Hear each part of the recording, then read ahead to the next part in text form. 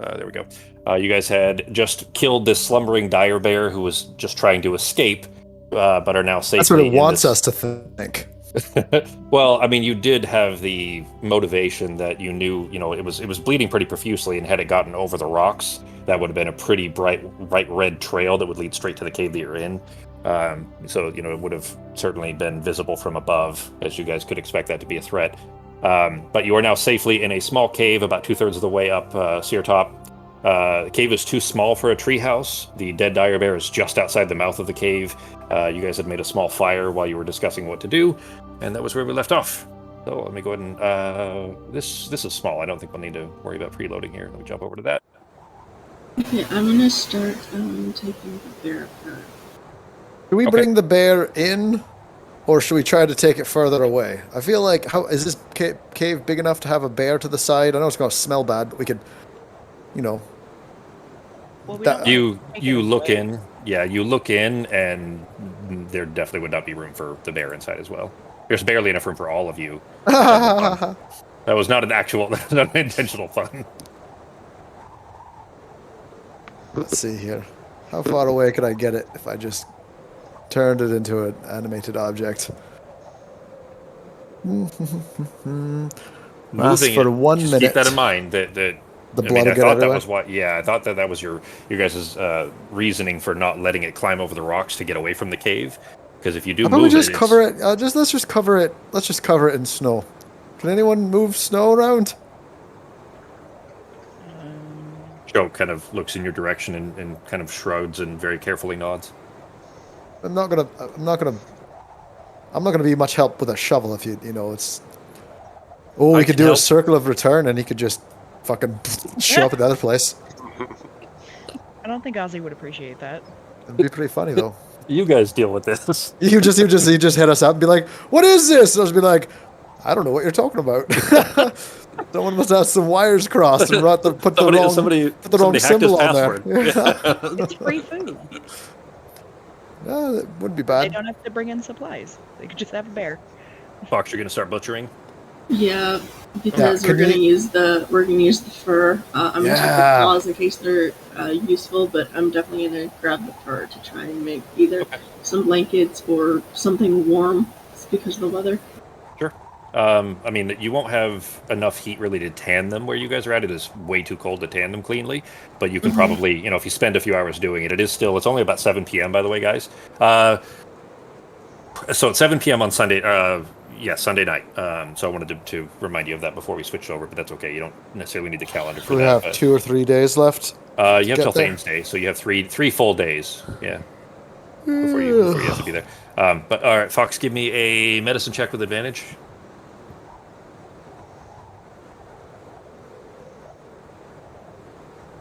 So does anyone have some spell or something we can warp it to another dimension forever? I don't have any spells, but I can help shovel. I can grab snow. Right. I didn't pick up that spell when I had the chance. Are you tired, boy? Are you sleepy, Avar? You see him kind of tighten his jaw and then shake his head, and I'm going to tell you that it would be below your passive to tell that he's lying. He's very tired. All of you are. Oh, in fact, actually, as a reminder for everybody, here's everybody's exhaustion levels. I'm at 2. Yeah. I'm at 3. Oh, Christ! Sarah's at 3. Everybody else is at 2. Basically a zombie. Yep. So Sarah's just sitting down by the fire. Watching this storm, how long does it look like it's going to take to cover that bear? It's in a weird, little cul-de-sac almost. So that's what I was kind of trying to describe, and I should have just made a map for you guys to see it better. But there's kind of basically it's got cover essentially from 3 sides. So the snow will eventually settle on it. It's slowly doing so. For it to really cover it enough that it wouldn't be the blood splatter wouldn't be visible, it's probably going to be a few hours. All right.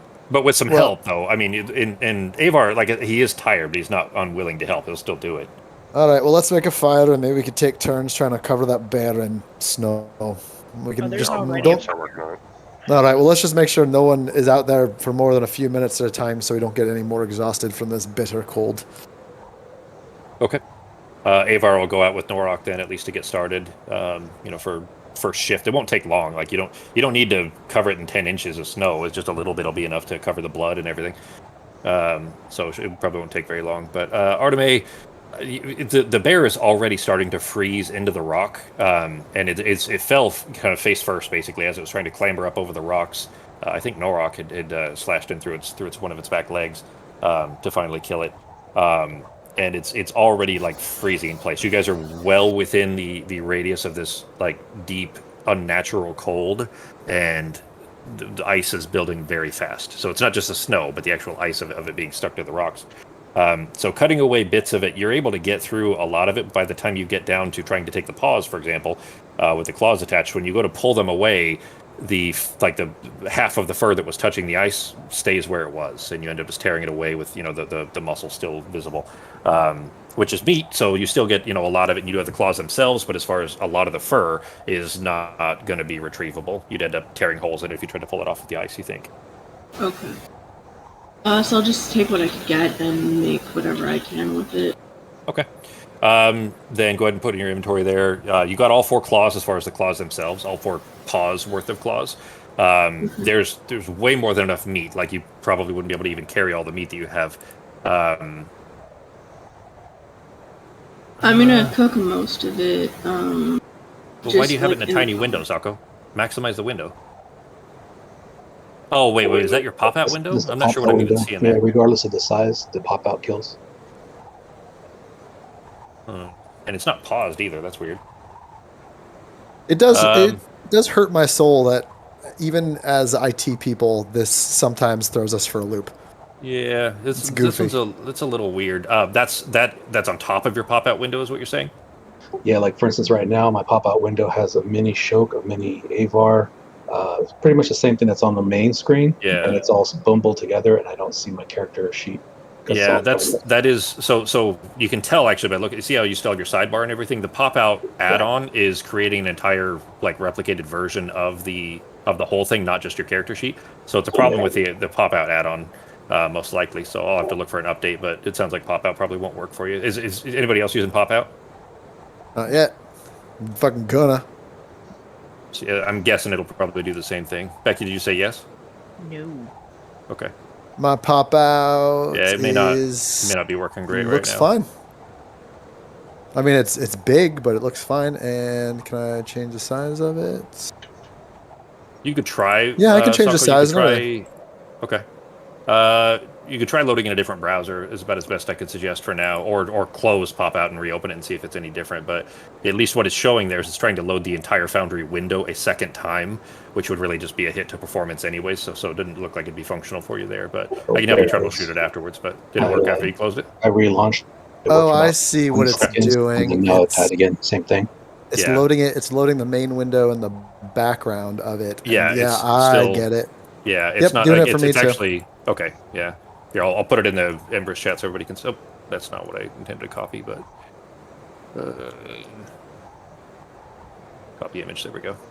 So this is what it like. If you look at it closely, you can see on Sako's here that it is it's just redoing the entire thing, including the chat bar. So that wouldn't be functional like that. So it's probably just it probably just pop out that needs to be updated or something. So. For now, I wouldn't worry about it though. Like you'll have to run your character sheet inside that window, but you could always just you have multiple monitors there anyways, right? So you can just span the browser window across 2 monitors if you wanted to, if that's easier for you. Yeah, I'll make it work. It's no biggie. I'll check for an update again though after we're done.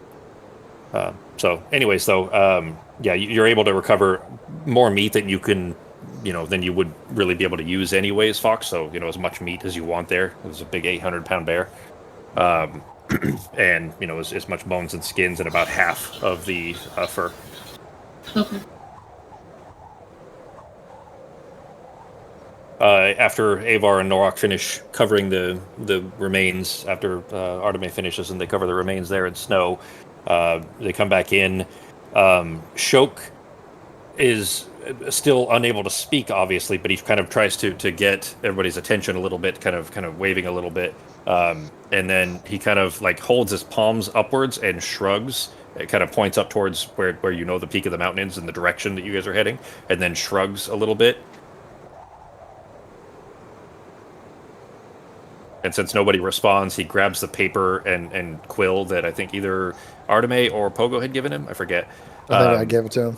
Okay, he grabs that and he scratches a word on the paper that not, like he turns it around and none of you can see it. Ben, you know what it says. But you can. Let me guess, dragon. I sent it to you in a message sheet. Oh, okay. He wrote it. Yeah, he doesn't know how to write it in Indian, so he wrote it in Yeah, no problem. Well, I guess we're just gonna rest here for the night and then keep trudging on. We'd probably have another, day or two to get down to the other side. What does he want to keep? Does he want to keep going just right now? No.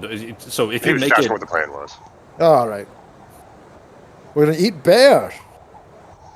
We're gonna eat some bear meat. I'm gonna have a 48-ounce steak. I prefer it well done with some catsup. He writes a couple more words. Yeah. Head out tomorrow and keep trudging on. It's just with this blizzard and it's getting late. Probably easier to stop for the night. Mm-hmm. Yeah, we're not all cold-blooded creatures like you guys are. Don't know what's inside of you, but it's some sort of antifreeze mixture that we don't have. Just because we've lived here all our lives, that's why. Well, I guess the plan is just keep moving on. I mean, I don't know specifically what. I mean, we just got to make it over the peak and then down the other side. So. You don't have much further. Like you basically, as long as you can make good progress, you could potentially get there tomorrow night. You're okay. 2/3 of the way up there, and it's not even. So you basically have the rest of the spine. Remember the area that you were walking on right now is a road that kind of drops off on either side. So you have that. There's still a ways of that, where it's just a road with kind of like the spine that you guys walked on with the mammoth. Sarah's a mammoth before. Anyways, you have more of that, and then there will be a big kind of flat area that is pretty exposed. There's not a lot of trees on it. That was a frozen lake, but there's no water anymore in this area. So it's just kind of a frozen almost valley, and then a short slope essentially leading up to where Calderfell is. And is this just to confirm this was where all the giants were coming from, beaten and looking like they had been through some sort of battle? That's they were coming from this direction, yes. Yeah. Well, you're going that you're going the opposite direction, or the direction they were coming from. Yeah. You guys know there's probably something worse up there then. Like, yeah, remember the dragon. There's probably at least one or two of these bears, I'd say. Maybe more. Maybe worse. Maybe better. Probably right. We're still gonna have to be careful though. I think you might Sarah's muted. Still gotta push through too. We're on a timetable, right? Yeah, barely 2 or 3 days. Does anyone know about dragons? Do dragons just live on? Would this be like a hilltop? I always thought they lived in caves surrounded by gold. Joke shakes his head. Which way does he shake his head? Up, down, left to right. Left to then right. He writes and kind of aims the page towards Norok.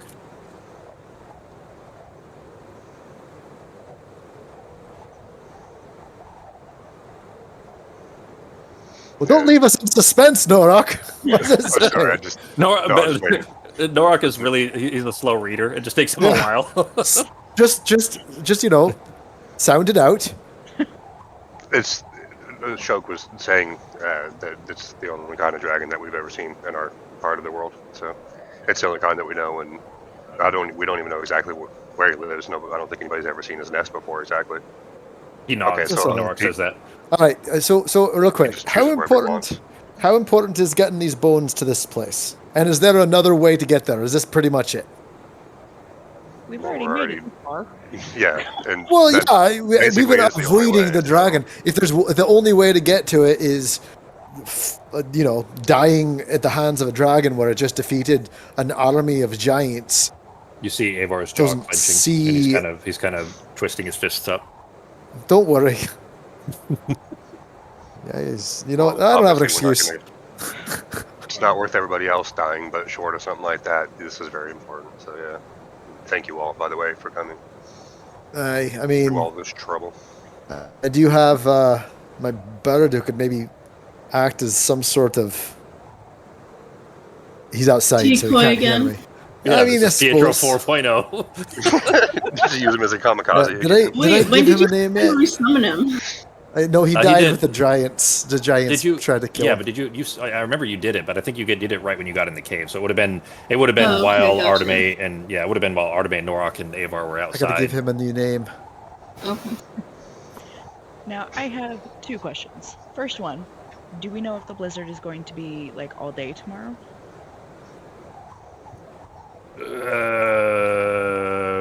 Arteme, Can I is it? tell? Do you just automatically know, or I forget what it is? Do you just automatically know, or is it your like weather sense? Is it a weather sense ability?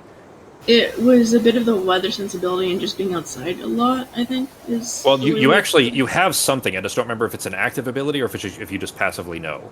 Like you Um, druids, well, you specifically, but Drew, I think in general, have a thing to be able to like know what the weather is for the next 24 hours. Yeah, I'm pretty sure. Well, yeah, obviously Becky would have some of it too. She'd remember. Her character in the Balance campaign was druid. I don't remember. I'm not sure what it is. In all honesty. I'm gonna go. I'll just do me a favor. Roll a nature check. I'll Google it real quick with advantage. Druid weather sense. And if I need a roll, we'll use that one. Control weather. No, that's a spell. Oh, the Druidcraft. Okay, it's part of Druidcraft, Fox. Oh, okay. That's just the weather effect part. Yeah, with an 18, it'll probably be starting to calm down tomorrow night. Okay. But you at least like the blizzard will be persisting through the day tomorrow. You're sure of that? Okay, I wonder so if blizzard pretty dragons. much all day. But I mean, what if dragons? I mean, we could. What if dragons though like have trouble seeing in the storm like we do? Like maybe this might help us get past it, unless we're going exactly where it is. True, I was just thinking if there was no storm, we could turn into air and just fly over it. But Well, I don't know if we're gonna get lucky enough to have no storm, but maybe just lighter. second question, does anyone have a faster escape route if we absolutely have to go that doesn't take an entire minute? Because if we face that thing, I'm not sure we'll survive. Yeah, we should try and avoid it at all cost. I mean, we can still we can run away from it too. Perhaps there's like You and me on our tiny little legs are gonna run from a gigantic dragon? no, I'm gonna probably turn myself invisible and fucking spread myself away from you guys and leave itty bitty little footprints in the snow as he's running away. pretty I much. could use travel via plants to get back down the mountain, but I wouldn't be able to get us up the mountain with it. So if we Well, see it, away. Wait, if it unless hunts, I could send Sai up to scout, I could bundle her up, send her up to scout, find a tree, and then just transport via plants us up the hill. Where we need to go. You guys describe where we're supposed to be going. yeah, that sounds great. How far can the wee fox here go and do that? We can just spend the day sending him out on missions. You can just go keep finding trees, and we can just leapfrog through tree to tree. Hey, you see that? Yeah. Okay. You got start using your got it things just so I don't know if you got the message. Yeah, I was actually getting ready to do that because I think I have it on my hotbar, right? I think you do. Yeah. It should be So the little green check mark. Yep. There we go. Cool. Justin, I think I left yours because you made your own little custom one. So if I remember right, it's yours. Oh no, it's Fox's. Fox had a custom one with a little fucking anime emoji shit. So I just left that one. It's not emoji, it's fox ears, damn it. Oh, is that what it's supposed to be? Okay, I assumed it was some dumb anime shit, so I just left it. So. It's supposed to be fox ears. Okay, I was just picking on you, but yeah. Okay, cool. All right, so that's working. All right, just making sure you had that, then, G. You know what really pisses me off? If that giant had just been cool, we'd maybe been able to work with these other giants to come up with a better plan. That fucking asshole. I think I'm racist. I think I'm a racist towards giants now, guys. Well, they were clearly racist towards you. Yeah, exactly. That's a size. That still doesn't make it right.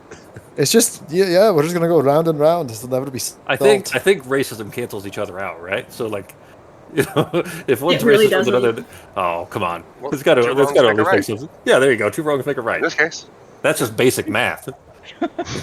No, it's really not. Kidding. I'll go. I can go try talking to him. I'll try.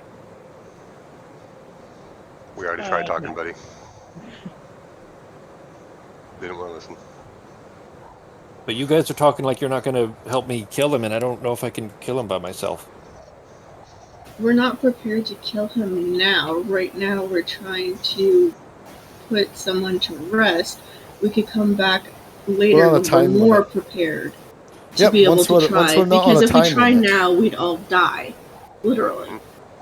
But if we get to know one of these trees, then we can come back after we go do the thing, and then we can murder it. Hell, maybe we'll bring a whole army with us. Do me a favor. Either I'll leave this. Either Pogo. Well, Arteme was really kind of the. Arteme said the thing that may have affected him there, as far as his outlook on the situation there. So I was going to say either Pogo or Arteme could roll a persuasion check, but Pogo also is helping with that. So I'm going to say Arteme, you make a persuasion check, but with advantage because Pogo is assisting. So. Okay. I would have given it to Pogo, but specifically what Arteme said would have been more potentially impactful to him. So. My persuasion is horrible. It's like well, +0. Pogo's is through the roof, so it would have been an automatic success practically for Pogo. But if Pogo had said the thing, said the thing that Arteme did, then that may have been okay. He doesn't look convinced, but he doesn't really change like his outlook. But I will tell you that you feel like just in kind of watching his reaction to that, at least Arteme, I'll say Pogo, you recognize this as well, that's probably along the lines of where you might be able to convince him, as long as you guys are going to come back and he feels like because I'm okay. Make a perception check as well, Pogo and Arteme both. Perception check.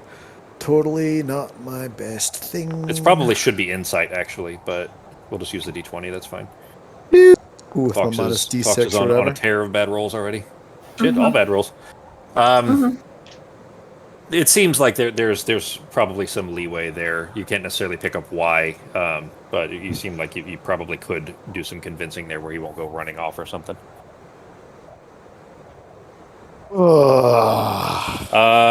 Something else was said a little bit ago. I think it was Pogo actually that said this. Pogo, give me a wisdom check. Arteme, you as well. You're actually Arteme, do yours as nature with advantage. Pogo, just a flat wisdom check.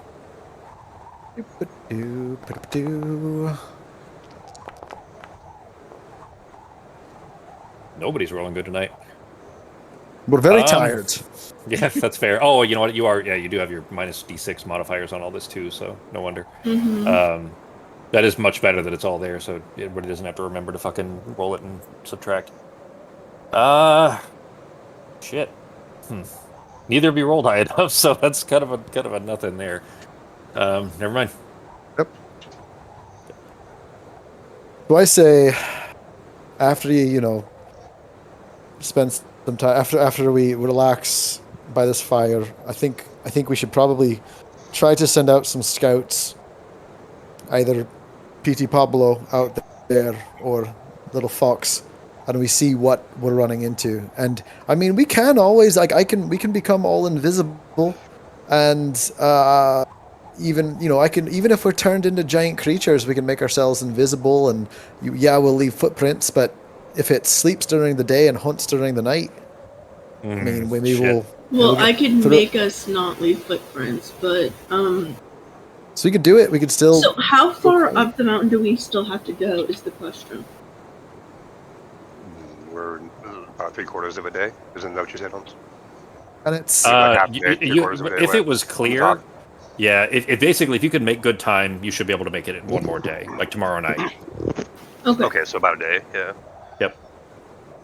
So I mean, we could even. So I don't leave footprints. In fact, Fox, I'm pretty sure. I'm sorry. Oh, she doesn't either. Arteme, I'm pretty sure you don't leave them either because of our handy dandy boots. The ones that I had since I was small, and the ones you stole off of a dead guy. So we can probably even maybe make it so other people could fly and be invisible, and I can make everyone invisible for an hour as long as you don't go do anything crazy, and we just can maybe sneak past the dragon because by my understanding, the spot we're going isn't at where the dragon is, probably past it, right? Is that? It's actually closer.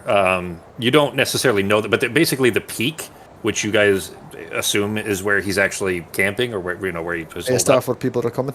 Yeah, is actually further up. You don't need to go quite that far. There's Oh, Norok, Ben, do you? I sent you all the notes for all this, like the history of this area and all that stuff a while back. But do you remember that? Kind of, yeah.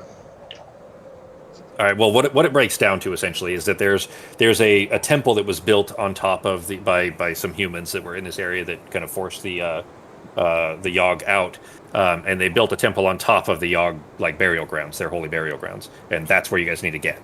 Okay. So there's a ruined temple. Well, there's a ruined temple on top of it. You guys have to go into the temple, get down to the burial grounds underneath it. And then, fucking getting underground sounds so great, guys. So how great does that sound? We could vacation there's remarkably there. less wind underground usually. We'll fucking murder one bear every few days and hang out for a couple weeks. That'd be nice. I'll take it. I got somewhere to be soon. Otherwise, that would be amazing. All right. Well, tell you what, Arsene, you gonna make a couple blankets or cloaks or something out of this bear? Or is it a little tricky for you?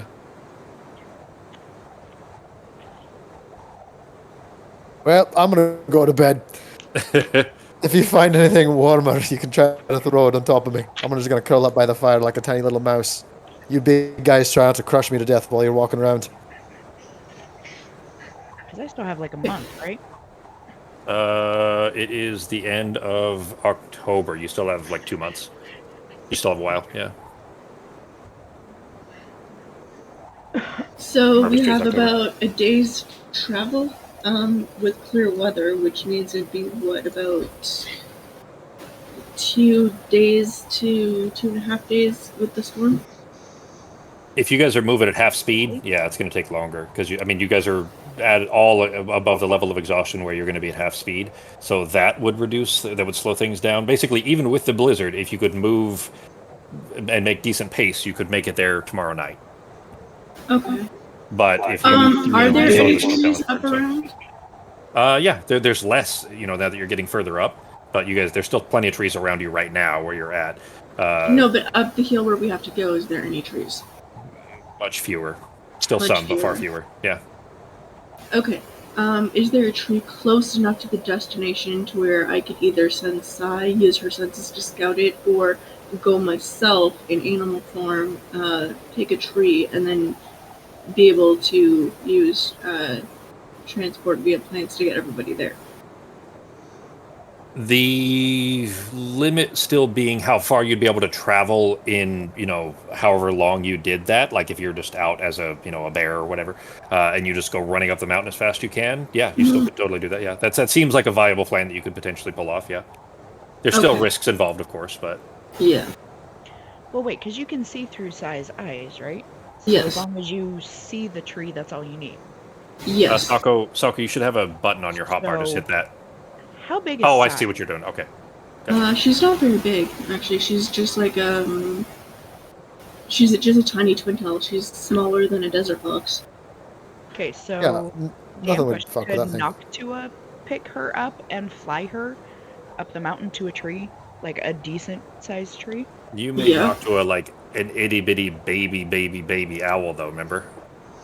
Like she It's was gonna like get teacup blown size or around. something. No, she's fucking like teacup size. Remember we talked about Yeah, it. Noctua and I don't think an Sai owl is are going to about be able the to same fly size. around in this shit. Yeah, plus the blizzard, It's gonna exactly. just Yeah, fucking, it's going to get launched around. flying at all, like even just remember when you tried to do like wind or flying as a bird or even Pietro himself, like flying at all is very dangerous if the blizzard is thick as it is. Pietro's the size of a bison and he could barely float around out there. He looks like one of those dumb seagulls that just sits there in the wind.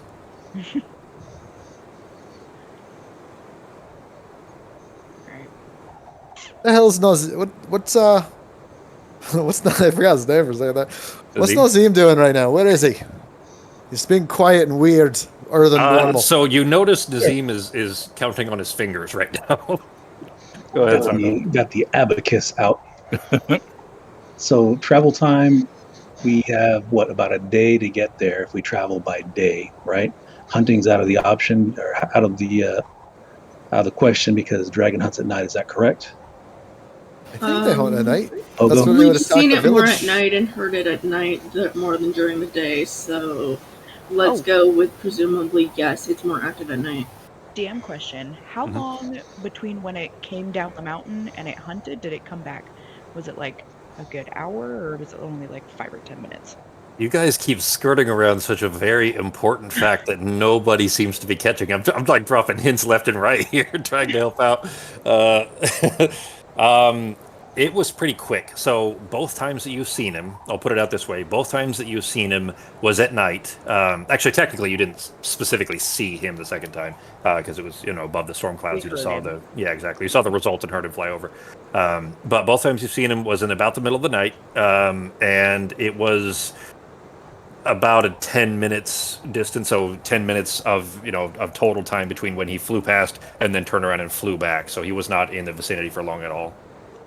Yeah, he hits quick and hard. Yeah. So By then the we way, leave after he makes it back up the mountain because we haven't seen him come back down after that point. He only goes out once a night. well, he's probably up there, right? Yeah, I mean, but he's fucking huge and fast, and this storm doesn't bother him. So I mean, he Yeah, but if just we're all invisible, we could at least make it past him if we had to. Yeah, maybe. I don't. This is a very smart creature. You realize it might be able to see us either way. You could trek through while he's feeding. Very intelligent creature. It's also a magical creature, which means Yeah. it could potentially see through cloaks. I mean, You see Shoke nodding. it's Okay, well there you go. So the invisibility won't work. So our best bet is probably transport via plants. Okay. He may not be. He was nodding. Well, he nodded when you said that there's a magical creature. He doesn't know whether or not he can see through invisibility. And Alright, we well- don't either. If we don't know for certain, we should risk it because again, any And- wrong step at this point and we're all dead. We'll also remember, according to Norok and Shok here, they think the dragon's past where we need to go. So if we can just get where we need to go, and then we can worry about it after we've done the ritual and buried your friend, then we can, relax. We're still For not a day. equipped to deal with the dragon though. That's the issue. Hey, gonna have what to- if we find something cool down there? Maybe We Norok fi- gets we some find an neat ancient dragon swords. killing. A sword. There's a sword in the stone. Called Dragon's Pull it out. Bane. Yeah, go dragged. And if you just touch a dragon with it, it turns it into a pig. It's very interesting.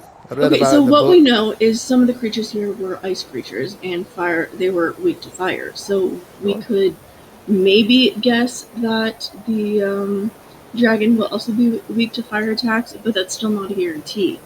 Yeah, I'm gonna be also And- honest. I don't really have much in the way of fire. One wrong step, we're dead. I have some fire stuff, but they're not prepared, and I have to change up some stuff, and I have the most healing. So it's either killing power or healing. Quick DM question. How many days ago did we start this journey? You were in Or the right after the big Coliseum fight.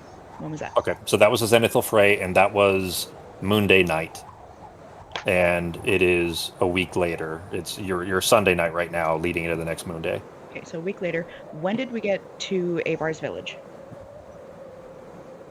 Early Fire's Day morning, so Thane's Day night into Fire's Day morning. That would be. So that's what, every other day? Every 2 days?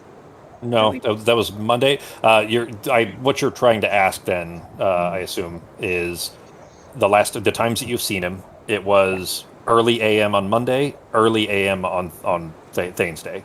So Thursday. So, Thursday, yeah. So early AM early AM Monday, early AM Thursday.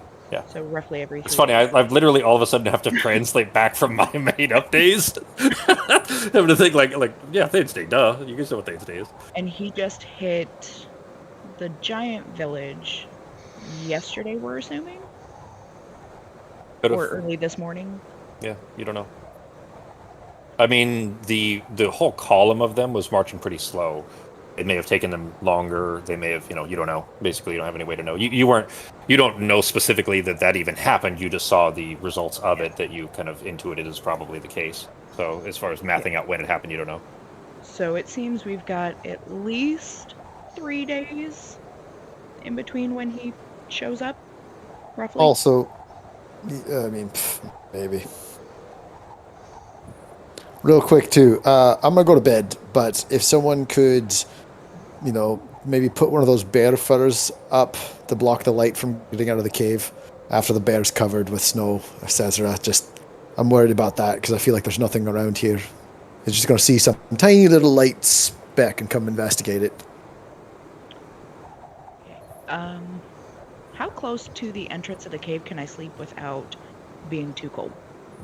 You pretty much need to be like 5 inches from the fire. You basically need to be like to not be freezing cold, like uncomfortably cold. You need to basically be right by the fire. There's not even enough room for all of you to be close enough to the fire and not be uncomfortable. Alright. It's a tiny cave, so I mean you're still pretty close to the mouth of the cave too. There's just that there's no room for the treehouse in here, or any other means of protection essentially that you guys haven't spoken of yet, at least.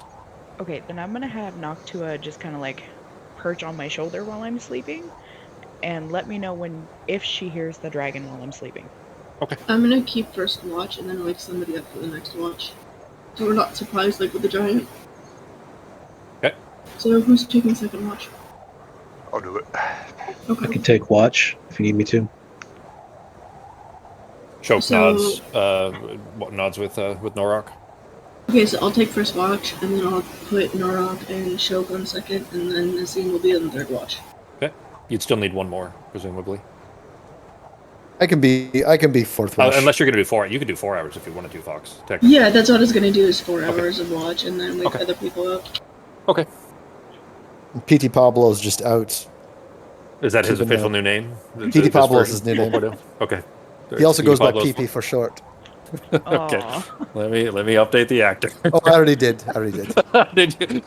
I go to search Pietro and he's not even there anymore. PT Pablo. There he is, PD Pablo. That's good. I love that there's enough freedom in this that you're allowed to do that since you have ownership. What was that, Taco? Just short PP now? PP. You can call him PP. All right. You guys getting some sleep then? Yep. All right. Make sure Arteme, keep the light out of the. did anybody? Pogo had suggested that somebody try to block at least some of the light for the mouth of the I cave. put Avar on Yeah. it. Avar is also covering that body with snow like a good child. Well, he did that already. He and Nora covered it with snow earlier, so you Yeah. like from above. You're not too concerned about the blood splatter. I'll being get the bear skin ready to do that. I'll have cooked most of the meat, and Okay. I'll put some of it to try and steam over to make jerky. Okay. Well, that'll be a nice. I mean, better than the rotting body outside. At least the kind of automatic expulsion of smoke will be pulling the smell out rather than in of the dead bear. So the nice Yeah. cooking bear meat smell that'll be much better to sleep. Anyways, so After that, I'll just read some of the medical books I picked up. okay. Roll a flat d20, Fox.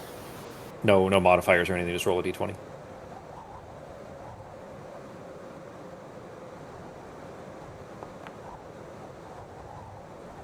I think every roll you've made has been an 11, hasn't it? I mean, after modifiers, they're pretty much all been 11. Yeah. Yeah. Yeah, Becky and has an 11.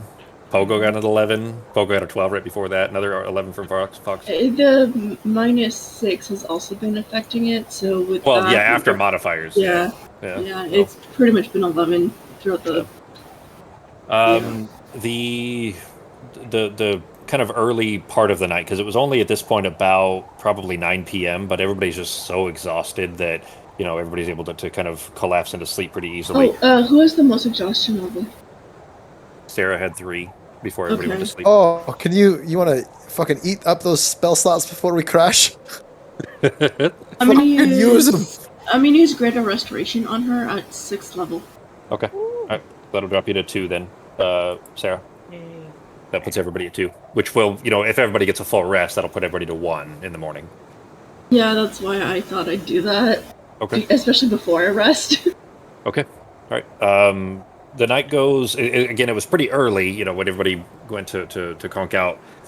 It's pretty quiet. You don't really see anything, especially since you're trying to kind of do the tanning portion of it, or the cleaning portion of it rather, somewhat in front of the cave to block as much light as you can. So there's really no disturbance or anything by this point. It's 4 hours in. We'll call it around midnight or so when it is time for you to wake up Norok and Shok. But otherwise, it's been pretty quiet. It's I mean, other than the constant, screaming of the wind outside the cave. Okay. So I'm gonna wake them up and then go settle in for a trance. Okay. All right. Norok, you and Shok. Shok kind of walks over to the mouth of the cave. He can't really stand up straight, so he's kind of, leaned against the wall a little bit with his head tilted in. Kind of. Have any of you ever seen me have to ride in the back of a small car? Like anybody that's tall, you have to ride in the back of a small car in the back of the. Well, I know you hadn't, Fox, obviously, but like anybody that's tall, you have to kind of turn your head to the side because there's just no room to sit up straight. Hair's all smashed. Yeah, exactly. I mean, even that, even then you still can't quite sit up straight. But anyways, kind of like that, where he's kind of curved, or having to tilt his head over to the side. I'd say that there's a little bit of kind of recognizing body language too. He's not just writing it down, even though he can't really speak easily. You can recognize he's not nervous, but he does not. It's clear that you can recognize Nork that he is not satisfied with the plan. Oh, he seems standoffish. I'm going to also feed the mimics before I crash. You're gonna what? Feed the mimics on the broom while Sarah's asleep, so she doesn't see it. All right, sneak over Sarah's to. passed out. She don't care. I would say that with the 3 levels of exhaustion, it would have been 2 before then, but still, with the levels of exhaustion, You passed out before it was yeah, passed on her. yeah. Arteme, okay, that's fine. Arteme is deft enough to be able to, sneak over there and feed the broom that you're holding on to without waking you up. I think. Mm-hmm. You kind of expect enough movement in the cave that it's not too much of a surprise. Certainly not enough to wake her up. But he gives Norok a kind of a shrugging, frustrated look. I don't know what else we can really do because we need to go obviously take care of this before Falk thing. So we're gonna have to, well, hopefully not deal directly with that dragon, but one way or the other, you have to get around him. So he doesn't. Yeah, he's not going to bring the book out just to write to you. But he's. It's still it's clear that that's not a satisfactory enough plan. You've known that with him in general, anyways. He was the one that usually trained you most of the time because your father was kind of a pacifist. So when it came to fighting, planning and stuff was always his way. So this is something that is very unsatisfactory to him. Well, if you can come up with a better plan, I'm all ears. No, we can't fight this thing. We ain't that tough. Sure, we took out a Chaos Knight, but we had help. Okay, Yeah. I'm done. I'm going to bed.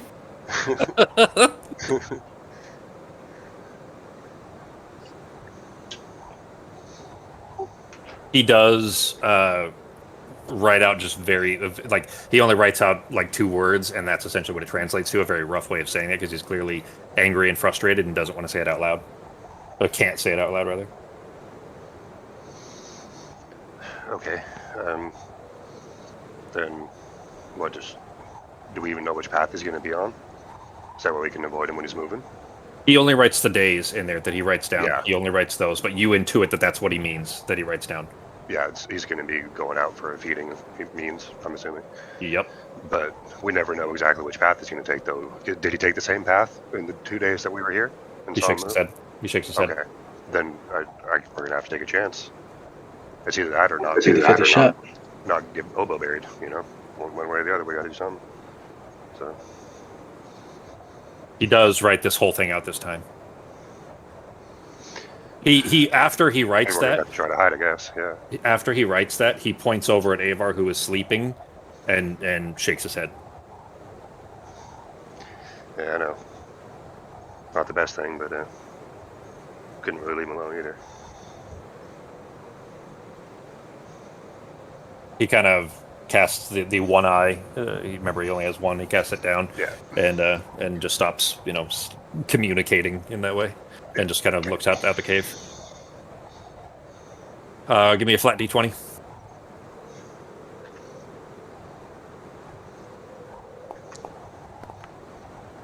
Oh, all right.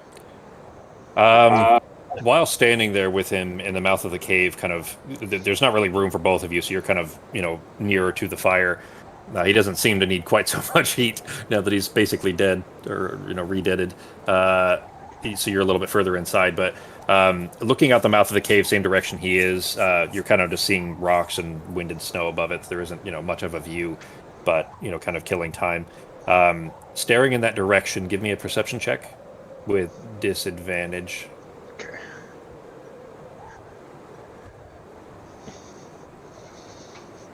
So just flat because I would have advantage from. Yeah, that's fair. Yeah, just a flat roll okay. there. Yep. From your buckler, right? Your sentinel buckler? Yeah, I think it's the buckler, yeah. Okay.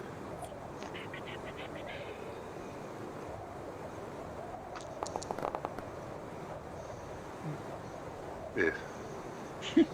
It wasn't 11 though. Yeah. You keep getting like, how do I describe this? Think like the 80s Predator movies where you would see the weird cloak shimmering thing, like the stealth, you know what I'm talking about? Mm-hmm. Like there's heat moving. Kind of like that, yeah. Kind of like, yeah, like the mirage of heat on a freeway, Yeah. a long road. Kind of like that. You keep seeing like kind of subtle movements of something like that between this just flurry of snow in front of the cave. It doesn't seem like it's coming this way, but you do occasionally see that. And it, like in different places, you'll see one here and then you'll see one over there, different directions and stuff. Doesn't seem like it's a single creature, is what I'm saying, or single situation. Am I able to tell roughly the amount of the size? Is this snow hitting it and stopping, or is it displacing the snow or not? Yes, and I would say How that's much? exactly why you're noticing this. Essentially, is that it's not a disturbance in the air. It's specifically that something is clearly there, that the wind is moving around, rather than. And could I tell a general size with that perception check? Pretty good size. Give me a wisdom check, just a flat wisdom check. All right.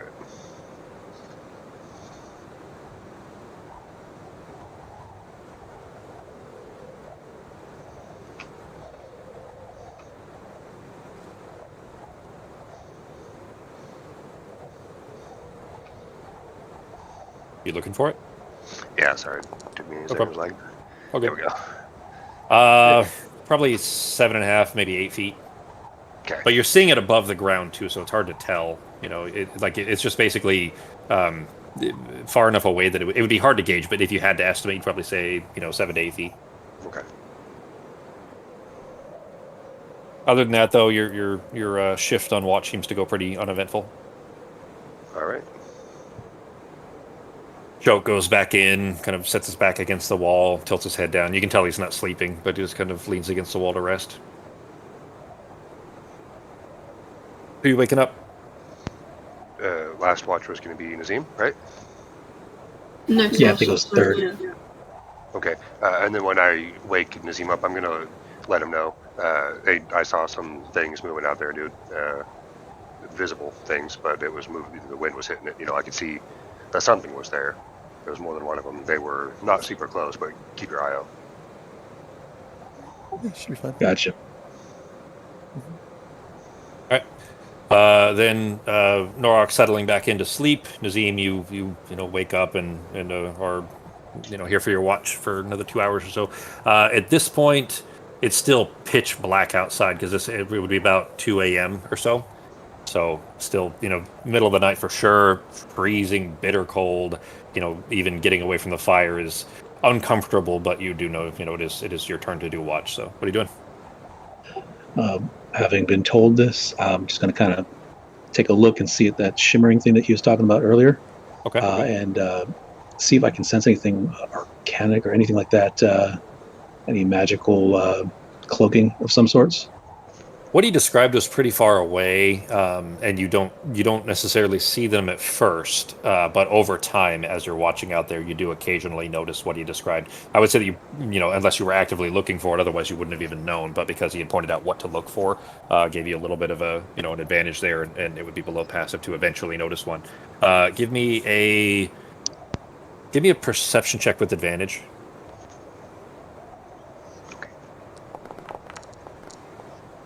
Hey, finally a good roll in all of tonight. Um, While you're peering out over the kind of rock ledge where the remains of the dire bear are, you do occasionally see these like little disturbances in the wind. They're otherwise not visible. You're not seeing anything there, but it's like the wind is hitting a rock that it isn't really there, and it just moves around it. But they're moving, and you do occasionally see them. One will be moving up mountain, and one will be going down. And so on. There are multiple of them occasionally, but staring intently out in this direction, just kind of keeping watch. They don't seem to be any threat to you. They don't seem to either notice or care. Maybe they do notice, but they don't care. You don't know. But they're not coming this direction. At least it doesn't seem to be a problem. But while you're staring intently in that direction, you feel a freezing, just like painful icy chill against your right cheek, against the side of your face. The rest of your, maybe even your right hand, but the rest of your body's still, pretty covered in furs and everything, trying to keep yourself as protected from the cold as you can. But you turn in that direction, and as soon as you look to the right, this is just a cave wall. You're standing beside a cave wall. Peering out from the side of the cave are two crystalline frozen orbs floating in space, looking like you don't see pupils, you don't see anything else, but they definitely resemble eyes staring in your direction. And it's slowly moving out from the wall, and you see the air around these orbs beginning to crystallize into a solid icy shape that's just moving out from the wall towards you. It doesn't appear to be hostile; it's just moving towards you, and is very cold to be near. Gotcha. All right. Unknown at this time if it's aggro or not, but it's definitely infringing upon our area, obviously. It's moving, like it's going to move through you if you don't get out of the way. All right. Definitely take a step back, but as I do so, just clap my hands real quick to see if I can get someone's attention to wake them up, because we got some visitors in case things go south. Okay. I would say that everybody's still on edge enough to probably wake up, even with exhaustion. You know what? Everybody give me con checks with advantage, because it's going to be a low DC. We'll just regular con checks. It'll just be a really low DC.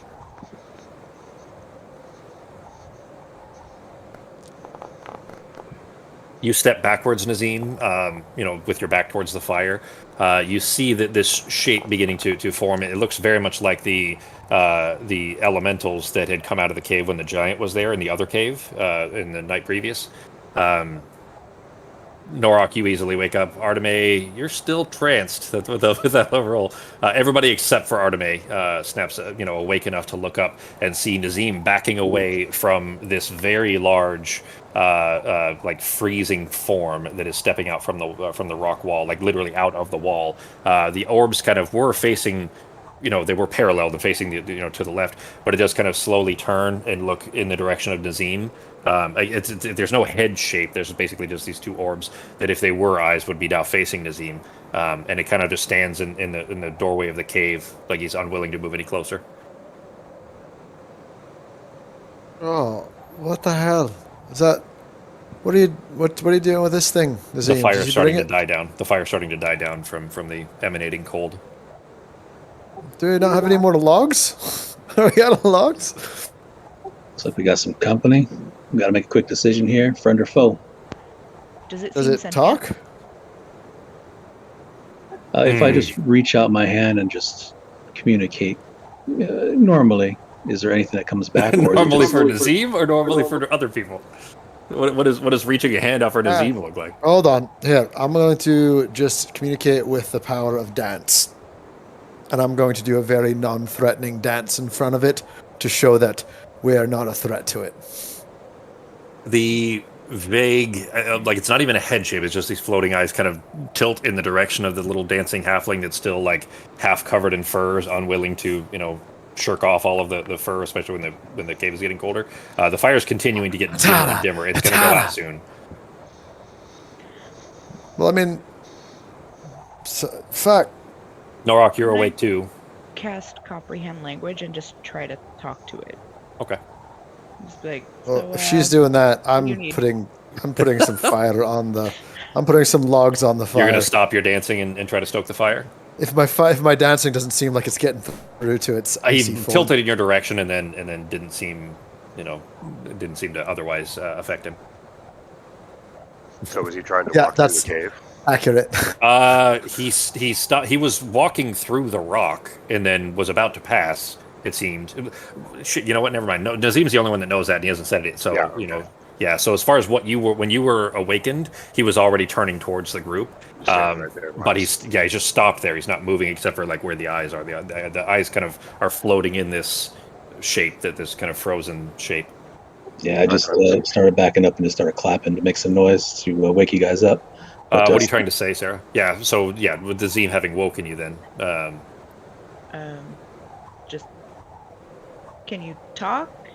Are you alive? What the fuck are you?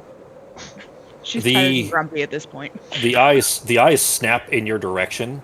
And I gotta check something real quick, actually.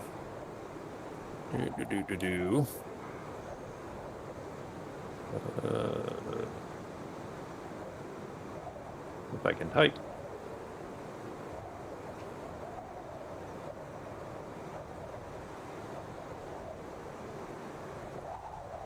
Oh, okay. All right. I was not aware of that. The eyes, the two orb shapes, no pupils, nothing, snap in Sarah's direction past Nazim. And it looks confused, like it kind of shirks away a little bit all of a sudden, as if it's surprised. There is a non-verbal response that is just the cracking of ice. It's just like a primal cold.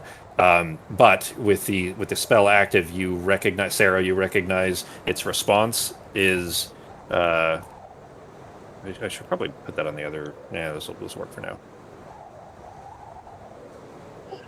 I'm just going to go ahead and prep my fingers and hands for a magic circle just in case if this thing goes south. Okay. We're travelers. We got to go bury somebody at the other side of this mountain, I think. Top of the mountain. I don't know. I'm too tired. No, you're on the right side. You're just basically. You guys are just further. You guys literally are just keep going up the road and you'll be there. Tell them we don't want any trouble. And just too tired. Oh, gotcha. Okay. Tell them we don't want any trouble, and it could just relax, but we don't mean it any harm, as long as it doesn't mean us any harm. Yeah, we're just found this cave to sleep for the night. We're just gonna bury our big guy's buddy over here and get the hell out of here.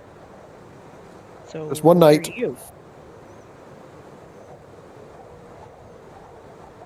If there's any wood, I'm putting wood on the fire.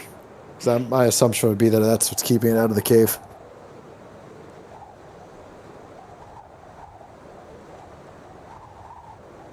Oh, piss it off. Sorry about that. It doesn't hurt us. Does the fire hurt you? Even being that far away? If it could nod, you would see the shapes of the eyes move up and down. As if nod is a universal language that an extraplanar creature would also do. Well, you do get an affirmative impression from the crackling of ice. I'm really sorry that it hurts, but we kind of need that to survive, because we can't be out there in the cold without it. We'll die.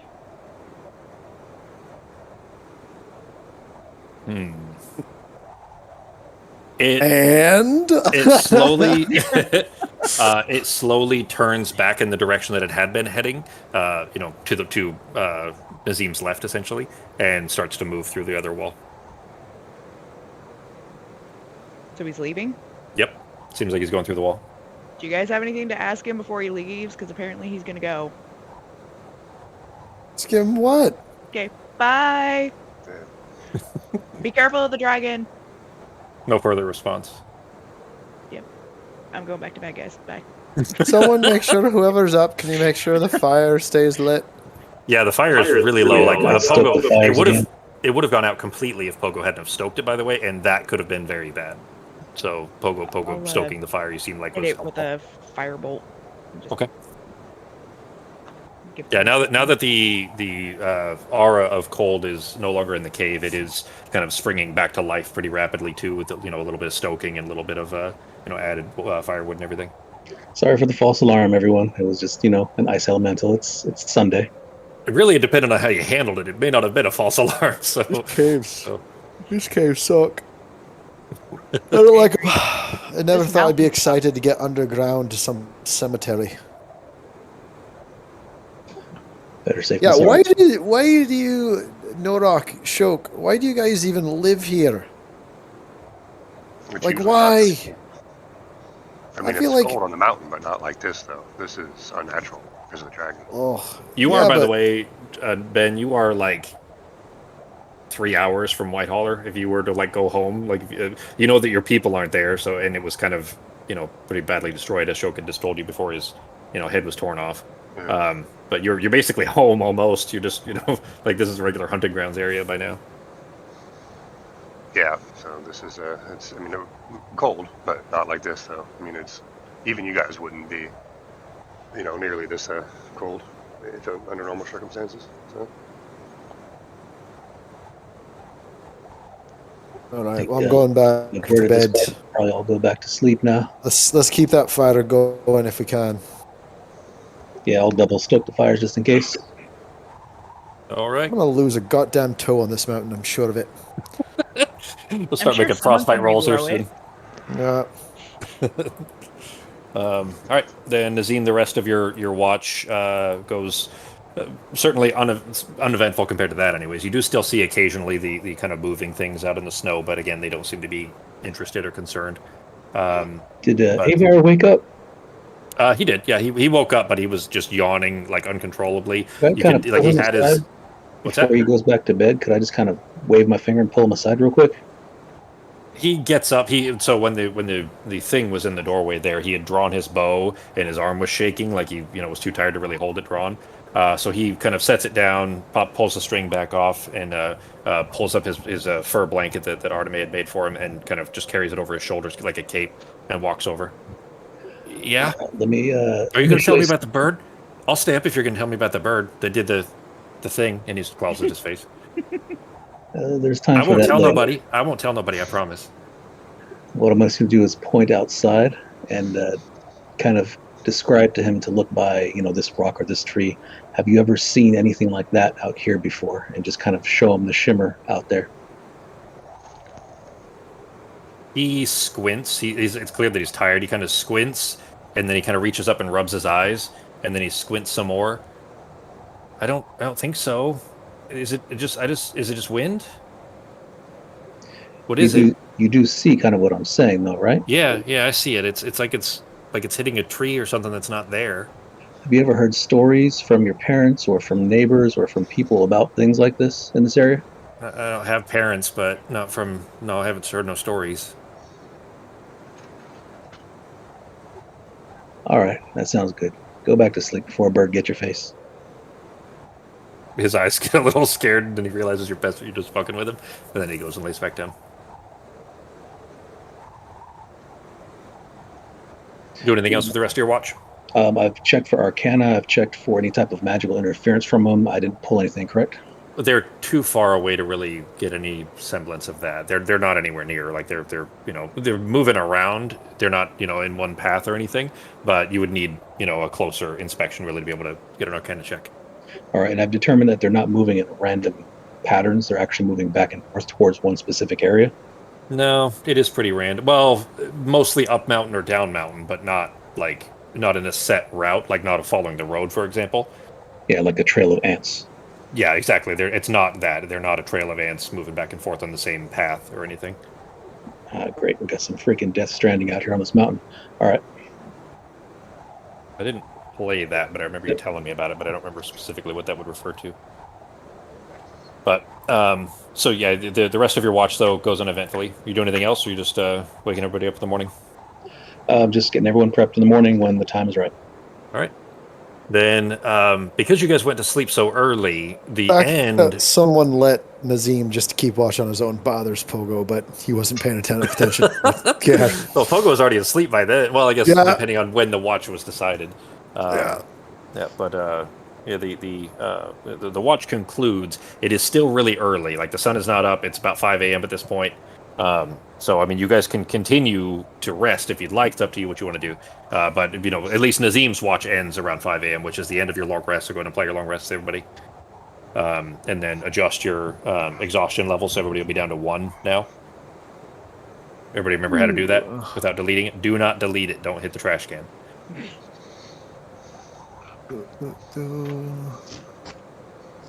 Sarah, Nazim, and Arteme, so we need Norok and Pogo. Sorry. Okay, drop back down to No 1 problem. with check mark.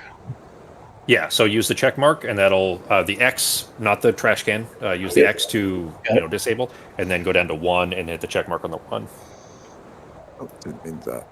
All right. And then back to long rest. And now that means that you will no There longer it be at is. half speed. You'll be at full speed, and it's only a -1 D4 instead of D6s on your rolls. So, but it is still very early AM. It is dark out, so it is Moon Day morning. What are you guys doing?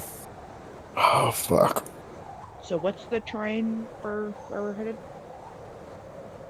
The next bit, Norok told you guys a little bit, but the next bit that Norok had described was continuing up this kind of spine with, there'll be at some point, Norok probably estimates probably a couple hours in, you'll reach a point where there's a cliffside on the north, so that you'll have a cliff above you on the right, and then it'll just be a drop on the left. But for right now, for the next bit, it is just another spine with trees on either side. So we could use mammoths. For a while, yeah, if you wanted to.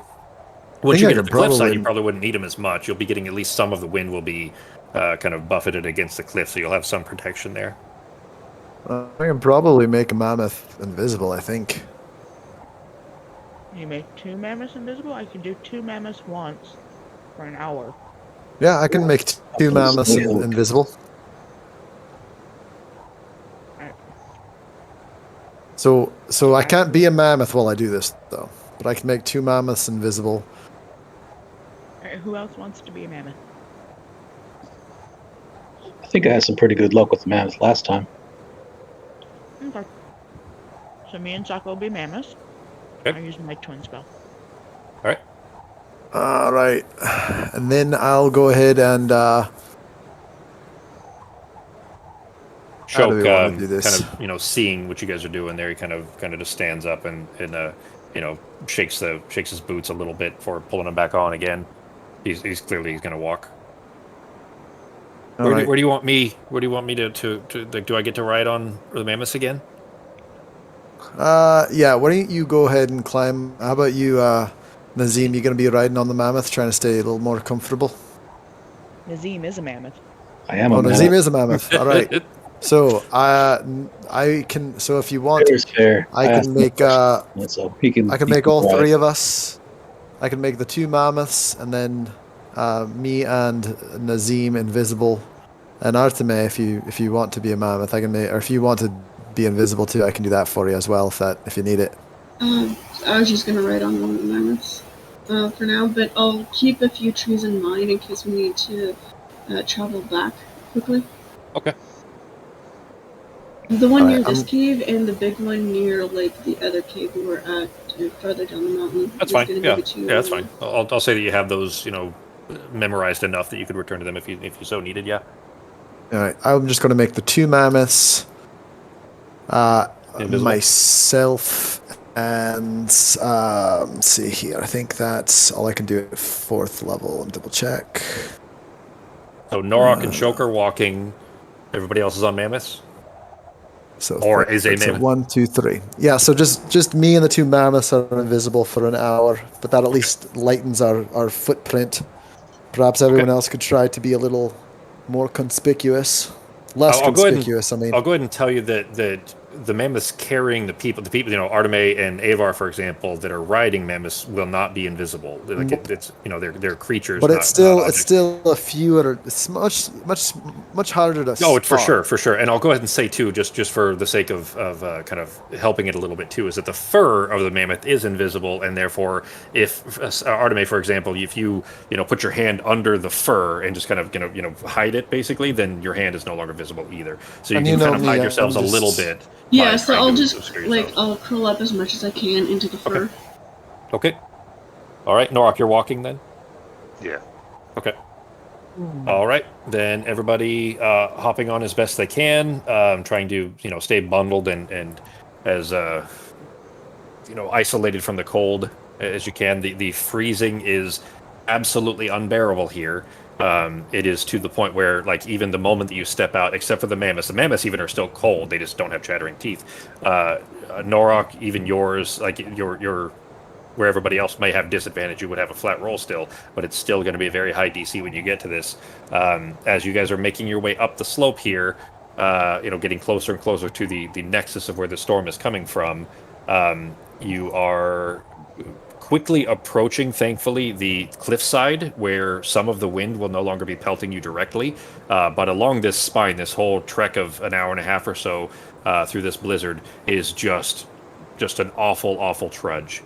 It is going to be a DC 26, which you've had worse, but thankfully, since you're using the mammoth and everything, I'm adjusting the DC down a little bit for everybody having like localized body heat essentially, and Norok being somewhat resistance. I think it's fair for everybody else. He doesn't get the body heat, but he does have resistance. What's that? Does the new bear fur help at all?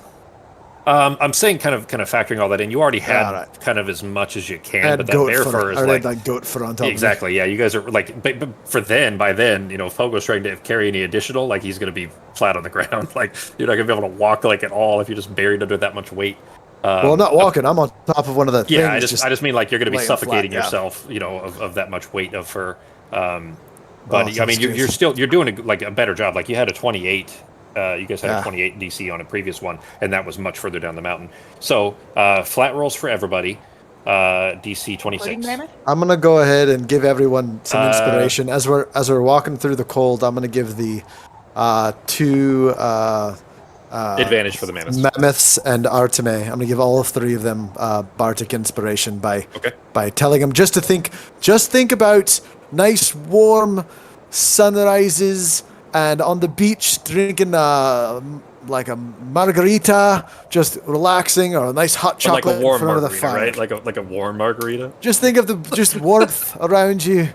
So I can't give myself Bardic inspiration, but you guys all have that now. Do you have so the you mammoth? get an extra D10. Nazim, you have. Nazim, you don't have the stats for the mammoth, huh? What is the modifier, Becky, for the mammoth for a con save? Gotta be pretty high. I would think it would be, right? Right there. Hang on, I'm clicking on it. You have con is +5. All right, so Nazim, roll one more D20. Just a flat D20 is fine. Because you got a 10 on the first roll. Because you're going to have advantage since you're a mammoth. So 10, the other one's 2. All right, so we're starting with a 10. 10 plus 5 is 15, minus 4 is 11. Did not succeed. Oh, you wouldn't even matter to use Bardic inspiration. You wouldn't have gotten it anyways. Yeah, it would be outside the possibility there. No, that wouldn't get it either. 20, yeah, so that's going to be, is that everybody? Automated. What a waste of Bardic inspiration. Rolling now. It's just taking a minute. No problem. Hey, do you want to try rolling a D20 or a D10 with your Bardic inspiration? You might make it. Yeah, Arteme might be the only one that actually gets high enough. Sure. No, the he gave you Bardic inspiration too. What's that? Yeah, so you have a D, so you just get to roll a D10. Yeah, just a flat D10, Fox. Hey, she made it! Yes! Yeah. All right, so Arteme is still at 1. Everybody else is I'm back at 2. Everybody else is bumped back up to 2, which does half your speed again. So mammoth speed, which I think is 50. Could be. That sounds about right. Exhaustion 2, get rid of 1. What was that, Sako? Sorry. So put back exhaustion 2, get rid of 1. Correct. Yeah, don't double them up. Make sure that you do remove the other one. Just don't delete it. Yeah. And by the way, I have to do a con save to see if we're all invisible. That's not damage. You didn't take damage. Yeah. So I like where your head was going. That's that would be fair, but yeah, it's not it's damage specifically that would proc a con save or a concentration save. But you guys approaching this cliffside, thankfully, sucks. It's a little. You guys are getting closer to the cold, which sucks. So you just have this kind of natural cold, but it's a little less wind, at least, thankfully, as you kind of have this peak, this relatively sheer cliff on your right side, just this big wall that's kind of taking some of the brunt of the wind. About another half an hour or so of traveling up along this cliffside, though. Again, so you've got a cliffside on your right, and then the road, and then the left side of the road, it just drops right back off again. And there's trees below, but it's a pretty sheer cliff down below. A slope, but probably 60, 70 degree slope, like a pretty steep slope, I guess, on the left. Give me, let's see. Arteme is studying trees, so I'm going to say that she's kind of, focused on that as much as she can, trying to kind of keep routes and pathing and everything ready. Who would be, I guess, what's the marching order? I am going to be on the second Mammoth up front. mammoth. Okay. Has it been more than an hour? Yeah, they would no. Yeah, you would no longer be Will we be invisible. It took about an hour and a half, recasting- 2 hours. It's up If to you we're if you want to do it. redoing mammoths, I'm going to recast I the have only invisibility. I can only turn one into a mammoth, so Well, whatever mammoth, I'm going to ride that mammoth. Everyone else can walk behind us. I'll turn myself into a mammoth. Well, just for Alright. simplicity's sake, we'll say that you guys do this transition when you get to the wall, so that you're not, doing this transition in the open blizzard. So what's the new travel plan from where you're at? Great. So I'm a mammoth, but I mean, unless somebody else can. I'm on top of the mammoth, and we're both invisible. Okay. Avar is standing in the snow, shivering. Hey, buddy, get on the fucking mammoth. Sorry. You can get... I can, and he's chattering his teeth like he can't get a word out. He's looking I'm at just Norak. gonna wrap my trunk around him and pick him up. Blade, and put him Junior! behind me. Yeah. Fucking Flintstones style, like pick him up and just put him Yep. on the back. As soon as he is up on the back, he like flattens himself down and starts kind of trying to dig into the fur as best he can. It Arteme? just looks like he's just flying with his Yeah. arms out, all weird. Oh, he's already invisible, or she's already. Once I memorize some of the trees, I'm going to try and mimic myself to keep Okay. going. Okay. All right. Then Norak, you still walking? Yeah. All right. And Unless then there's Nazim. room on Sarah.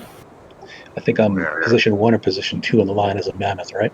Well, you're no longer a mammoth. a mammoth. Yeah, the mammoth that ran out. So, and Artemis, Becky didn't have enough spell slots to hit you with it again, or enough sorcery points. Gotcha. Any room on another mammoth to jump on? Nope, there's just the one.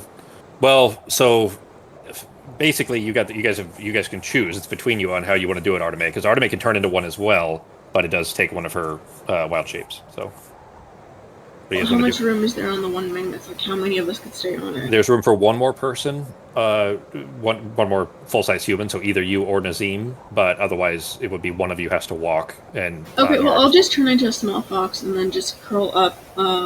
Sinai will just curl up with Avar, and then there'll be enough room. Okay, yeah, that'll So work. it'll just be tiny. Okay. All right, so then that Nazim, that means there is enough room on the other mammoth now if you want to. All Sarah. right. Jump on and lock in. All right. So that means everybody is on Sarah as a mammoth except for Norak and Shook, who are still walking. As you guys making your way up this this heavy, snow blasted slope, but you're at least, like I said, some of the wind at least is not hitting you now. You're have a little bit more visibility, not a lot, but you can see a little bit further now that you're not being pelted with the snow and the ice constantly. Sarah, what's the perception on a mammoth look like? I've still got PT Pablo flying around too. Okay. He's able to see a little bit better right now too. Mm-hmm. It does not say. It'd be a wisdom modifier. If he's not proficient, it'd just be the wisdom modifier. 0. Okay. All right. Then in that case, give me perception checks on Norak, and Ben, you'll have your normal advantage now since it's not you're not being hit in the eyes constantly. And PD Pablo. PT Pablo. Arteme would normally have advantage on this too, but since she's like having to bury into the fur to not. Is that 2 natural ones Uh huh. and a 1 on the D4? Well, if he's within Right. 30 Lot of ones. feet of me, he can re-roll a 1. Okay. Yeah, it's up to you if you want to use your reaction for it. Yeah, Okay. go ahead. You got 2 natural Holy ones. shit, He had- 2 he natural had- 1? Yeah. So listen, he had advantage though, and Yeah. he got 2 natural ones. How awful is that? With that reroll, That's a new level I have skill. advantage again. It's supposed to be a reroll, so it would still be the regular. Okay. Yeah, it'd still be with advantage. Yeah. All right. That's better. Oh, there we go. Natural 20. And a 1. Well, no, it's uh, never mind. Yeah. All right. So with that natural 20, Norak, you hear a somewhat distinct sound, the kind of sound that you've certainly heard plenty of times. It's funny because you haven't heard it in maybe years. It seems like it's the crunching of snow, but a certain kind of a ringing of memory bells, I guess, of it. and it's coming from up on top of the cliff Okay. above Then you. I'm gonna quietly just kind of motion to everybody and point to the top of the cliff. Something Yeah, up I'm there. not gonna see that. Not a chance. Yeah, anybody I'm that's face like down in buried in fur. fur, I probably am not. on the ground. True. Yeah, that's true. I'm Yeah. walking on the ground. They can't even see Yeah, me. All right. exactly. Well, then I'm just gonna keep an eye on that. I'm probably buried in the fur on an invisible mammoth, and I can probably see everything underneath me. So I can probably see that. Well, now it's I think not. about It's not down though. It's not down. It's up. It's Yeah, up. but It's like on I the could cliffside above see you. him pointing to it. Oh 'cause- yeah. So I'd probably be Okay. able to see that. All right. So Like a bottom, like a glass bottom boat. So I'd probably look up, Okay. but Well, in just enough time. Unfortunately, there isn't probably a lot that you'll be able to do about it because you spent your reaction already. Yep. There, you see a blue-skinned shape stand up at the top of the cliff there, and flinging something that you can't tell what it is, just from the angle. Norok, you can tell this is clearly damn an icy boulder. giants. Launching of just a huge boulder. I mean, it's not as big as you, but it's certainly bigger than either of the probably both the halflings put together. Launching straight down in your direction. Oh, wait, I'm invisible, right? Yeah, but Norok the isn't, things and he's on aiming it right at Norok. Yeah. Also, the things on top of you aren't invisible. We're just I Yeah. am, but not the other ones. Yeah, anybody that's still, Arteme is buried in because she's small enough. So basically, bits of Avar are visible, probably like a foot from Pogo, just little bits and pieces there. All right. Norok, rock heading straight in your direction. You still have your reaction. What are you doing? I'm just gonna dodge since I see it coming. Okay. I'm just Since you gonna- got a natural 20, I'm going to say you caught it in plenty of time that you can tell, you saw this was coming. You jump out of the way. It's far enough between, or ahead of you since you're kind of, in the lead a little bit. That it doesn't hit the mammoth either. But How far up is it? 30 feet probably up the cliff. Okay. It's varied in places, but, it's not a set 30 feet the whole way across. Is this but- thing standing like right on the edge of the cliff? No, you are only All right. seeing like shoulders, basically like chest up. So he's probably back from the cliff edge a little bit. It's probably sloped up there too, it seems. But you, Pogo, you see this as well since you're looking at this thing now. You see, like everybody hears the rock boom and smashes into the road. Sarah, you have to stop for a moment and kind of rear back a little bit on the mammoth to not be hit by the kind of blast of snow that it erupts from the road.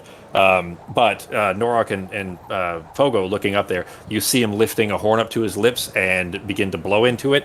And as soon as he does, the ground beneath you starts to shake and rattle, and the cliffside that you're standing beside is shearing off in chunks, and massive chunks of ice are collapsing off of the side and about to deluge everybody with an avalanche.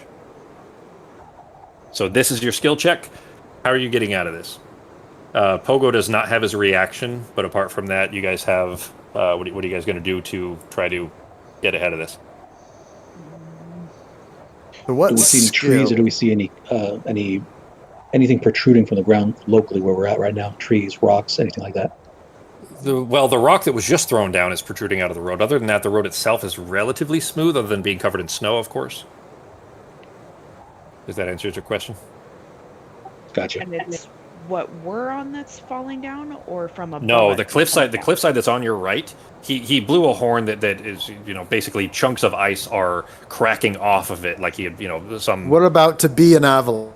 Yeah, the avalanche is coming down from the cliffside that is right next to you. You're about to be covered in, like, just pelted in shards of very sharp chunks of ice that are shearing off of the cliff right beside you. Right, so if I push myself up again, I'm trying to visualize it. So if I push myself up against the side where he's standing, I'll still get hit. Yeah. Like I can't use that as partial cover or anything. Correct. Yeah. Okay. Yeah. The cliff goes front and back. It's quite a ways. You can't just step back. Like it's coming down essentially on top of all of you. It'll be coming down onto the road where you're all standing. Okay, so we basically need to get the hell out of the way. Yeah, but we're talking fractions of a second, like seconds maybe, to get out of the way, as it's gonna start collapsing on all of you. Okay, is there a tree like farther up on the side of the road? Yes, Past the avalanche part? not far. Well, there's down the slope on your left, but that would be quite a ways down slope. Like getting back Okay. up might be a problem. Does anybody have a rope? Yeah. Yes. All right. Looking at the avalanche, are we kind of in the middle of the avalanche, or are we on the avalanche? You're kind of in the middle. It's basically behind you and in front of you. I mean, there's less of it behind you because he's basically it's centered around him, is what I'm saying. He's just at the top of the cliff. It's essentially right next to you guys, just above you, about 30 feet. And then it goes back and forwards 20 feet, let's say. So it's a 40-foot total diameter, or total foot distance, let's say, along the road here of this ice starting to crack and fall. Just real quick, so that everybody can, because remember, this is a skill check, so one person's gonna have to make the roll, and we'll decide DC and everything. But as far as those have gone already, Nazim has gone twice and Pogo's gone twice. Artemis gone twice, so it has to be either Sarah or Norok actually. That does narrow down your options. Something we're proficient in? Yes, correct. Fuck. Yeah, so that does narrow down your options a little bit. Yeah, dude, I got. I mean, the rest of it, anything else you might do. do, like Nazim, whatever rope idea you had, those things can still adjust the DC. Just the actual final roll has to be somebody that either Norok or Sarah, and something you're proficient in. So, just so you guys know, yeah. Oh no, go ahead. I was gonna say I can thunder step up there where the giant is. If you need me to tie the rope to his foot, I'll still be invisible. I can do that entire process invisible, but the rope. Yeah, it's not really an attack, so. Nope. So I could try to do that, but I'm just letting you know. I don't know if that's gonna work or what it'll do, because then only whoever's holding the other side of the rope, and the mammoth can't hold the rope, so you'd have to switch out of that. Why can't a mammoth hold it? It's got a trunk.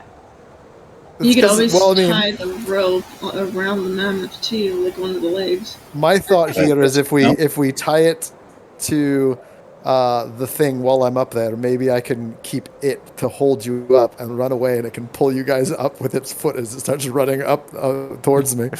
I've only died one other time trying something similar, so... I'm going to tell you, Pogo, you've heard the old adage, especially being a bard, that I think it's something like if you're playing at the feet of giants, don't be surprised when you get stepped on. And that's literally what you're about to try to do. Yeah, but at least I'll be invisible without footprints. It's just going to see a weird rope, it'll be a weird invisible splat of blood on the ground. I can get away better than you might think. So, I'll be invisible, and I have some magical bracers that'll help as well. But this is an option if you guys want me to do that. But everyone's gonna have to grab the rope, and I'll see if the giant will pull you all up. I'm not going to be like a dick and tell you guys you have to figure this out in 10 seconds kind of thing. Like this is obviously you wouldn't have this kind of planning time, but I want it to be a fun skill check that you guys actually have a chance of succeeding. So I have a question. Mm-hmm. If I think of a spell that we could use to get out of this, but I don't necessarily have it, someone else does, could it be considered an Arcana check? That is really iffy. Flesh out the plan a little bit, and I'll tell you. Yeah, I'll tell you if that's something if we can make an excuse. What? I throw out a quick plan, and I don't know if you guys can do it with your skill checks or not. Give it a shot. We still have a mammoth, correct? Mm-hmm. Yes.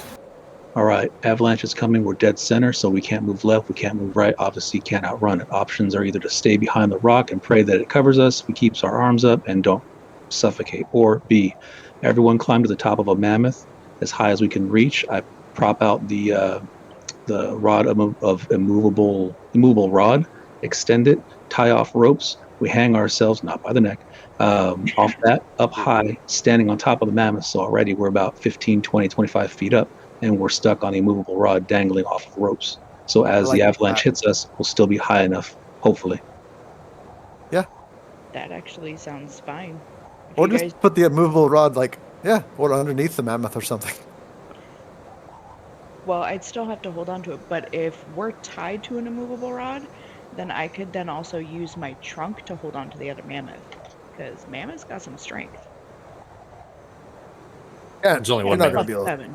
There's only one mammoth. I think there's only one mammoth. I thought Artemis was also a mammoth. No, she turned into a small arctic I fox. turned into a tiny fox to ride on the mammoth, so we'd have enough room. Yeah. Yeah. No. If you guys want to hold on. There's some. If you guys want to try that plan, if you guys want to try that plan, that's fine. There will be some. There's some logistical concerns that I'm not sure being factored in. I think we'd all have to not be. No one's going to be able to do this as a mammoth. Well, I really don't think that. I mean, the immovable rod doesn't mean you have the strength to hold on to it. And if people are trying to hold on to each other, Yeah. What ropes? Like so? Okay, that was the rope question. I Okay, didn't had catch that rope. part. Yeah, I had yeah. about 50 feet of rope.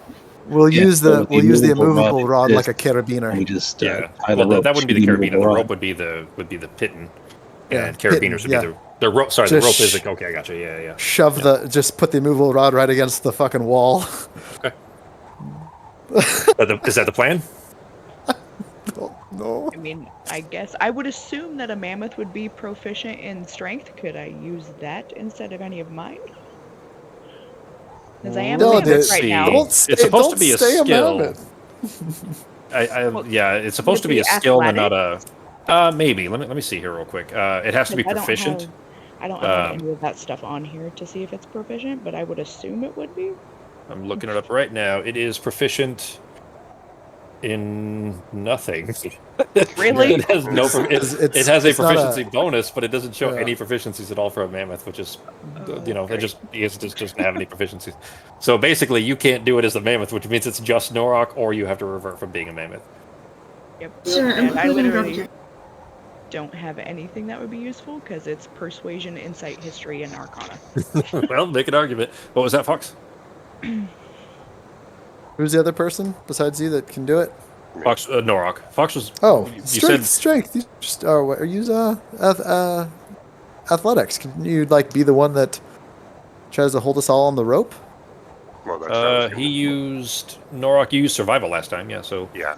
So I was going to say I could use athletics to I'm sorry, I don't exactly get the total logistics of the plan. So either to put the rod in place or hold everybody on the rope, whatever I need to for athletics. If Sako needs to, he can throw me the rod real quick or whatever. Or I can use my rope. I have to keep it on me.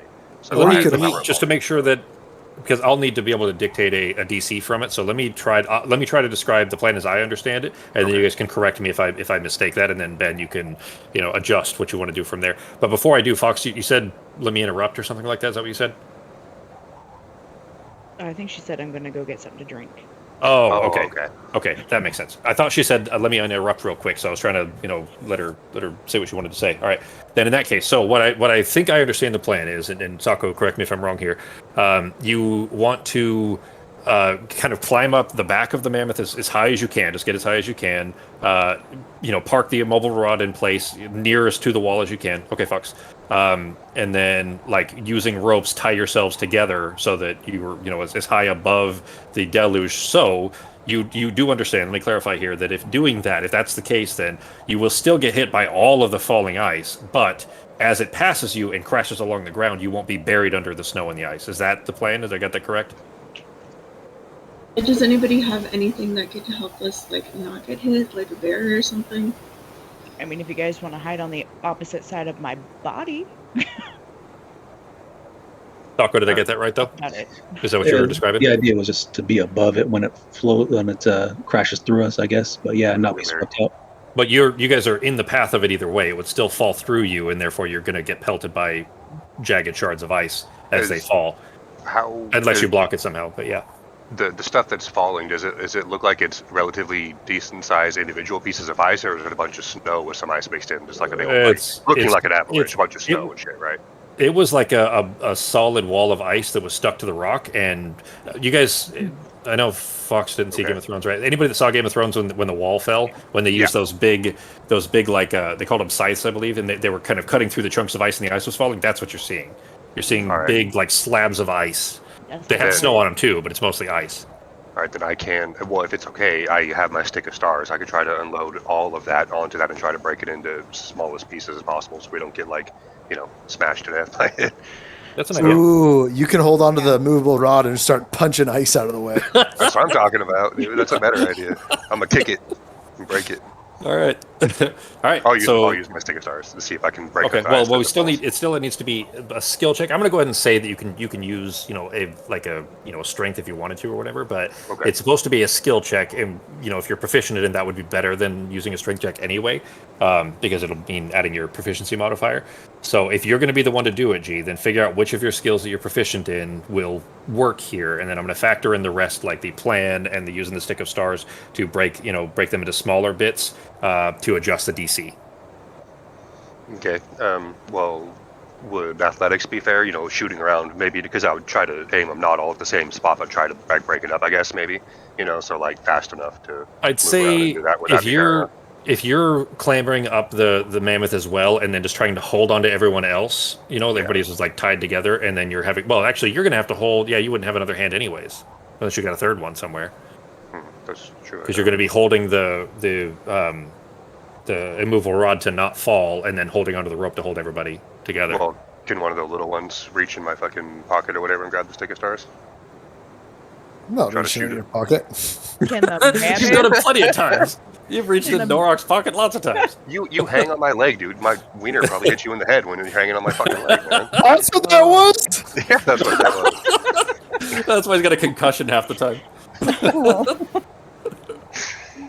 So, Okay, I don't that know. aside, I'm probably gonna have to change it back to not get crushed as a tiny little fox, and I'll also I'll pull out the what was it, the wand of stars, and I'll also use my crown of stars to Okay, to try to break some of them up. yeah, to try and break some of them up. Are you I'm going to gonna use extend all of them. Yes. All right.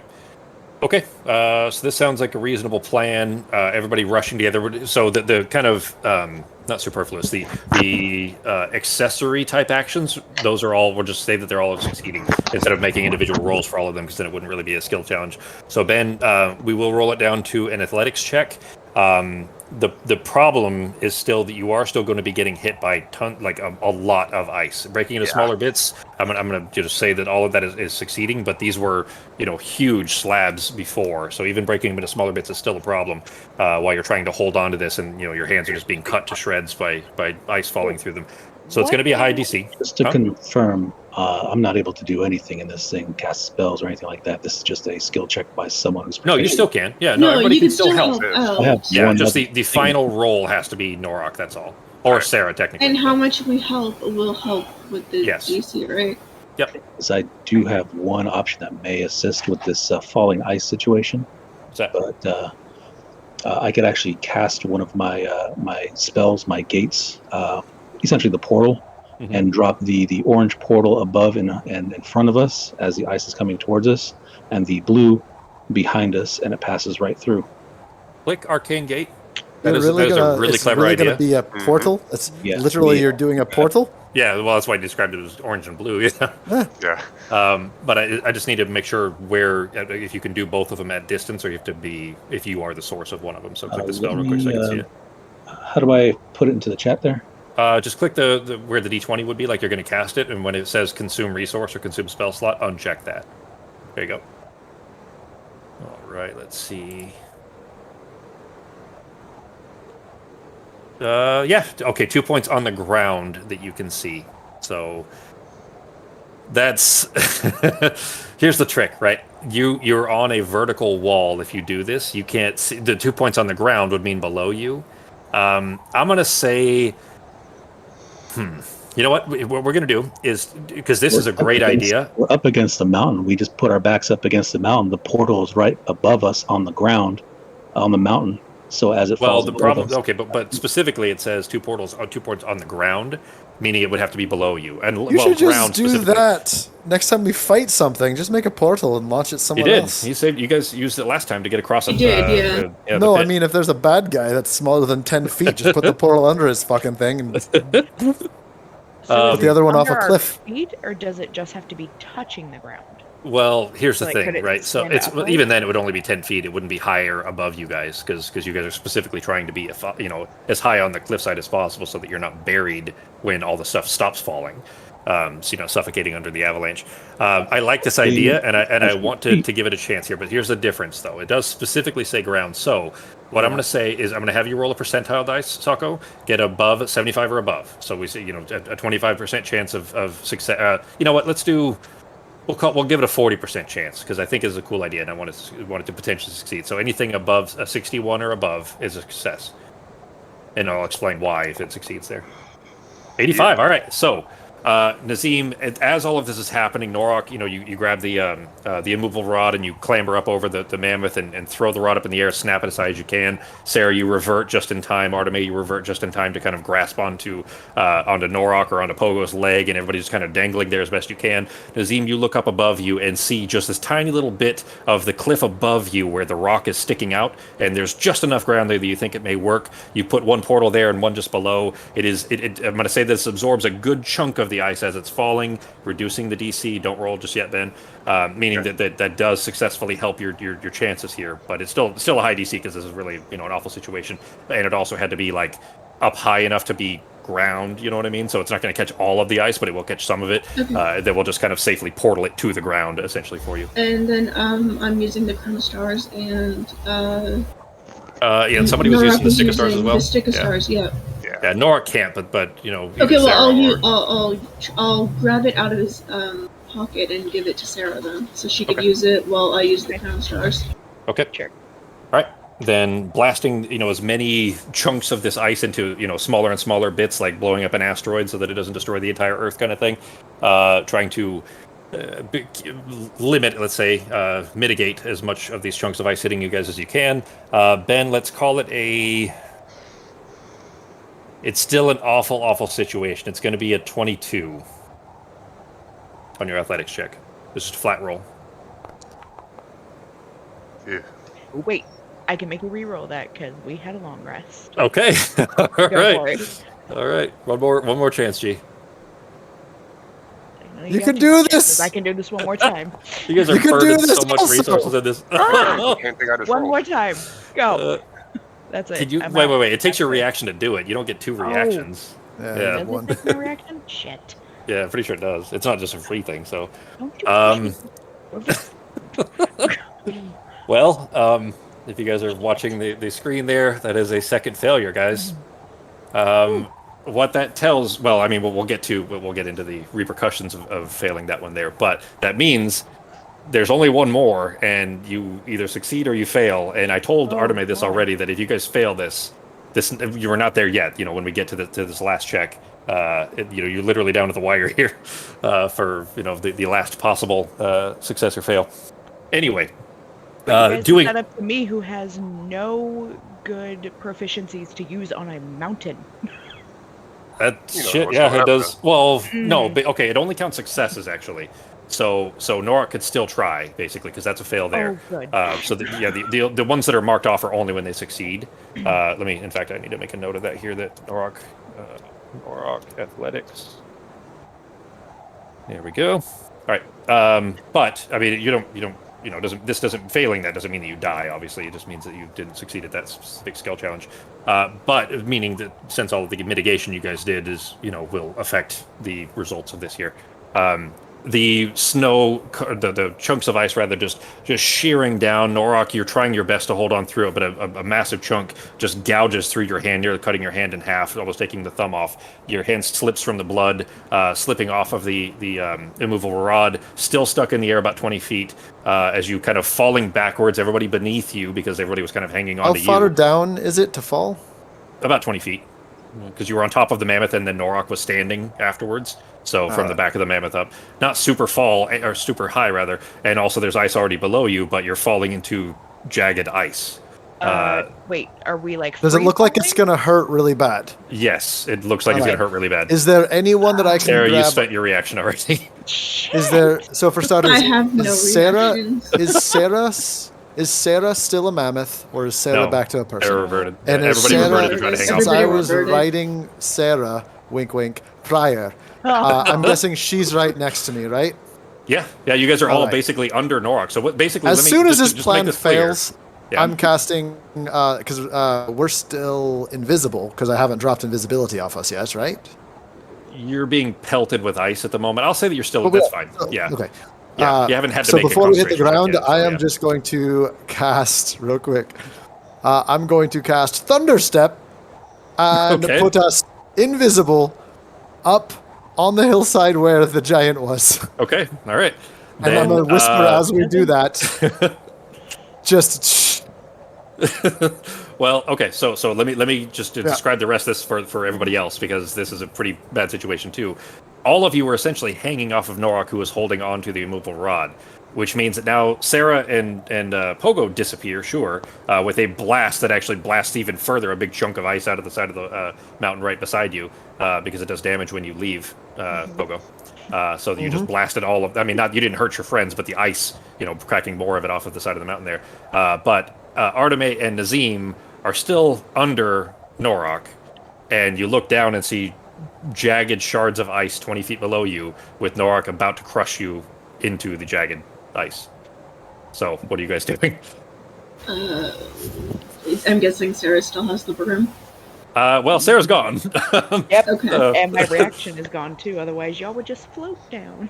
Yep. Yeah, because I was gonna say I was gonna grab the broom and kind of. Yeah, you fly, reach up to. but, Yeah, you reach over towards her, and you see Pogo reach out and grab her wrist, and then they disappear.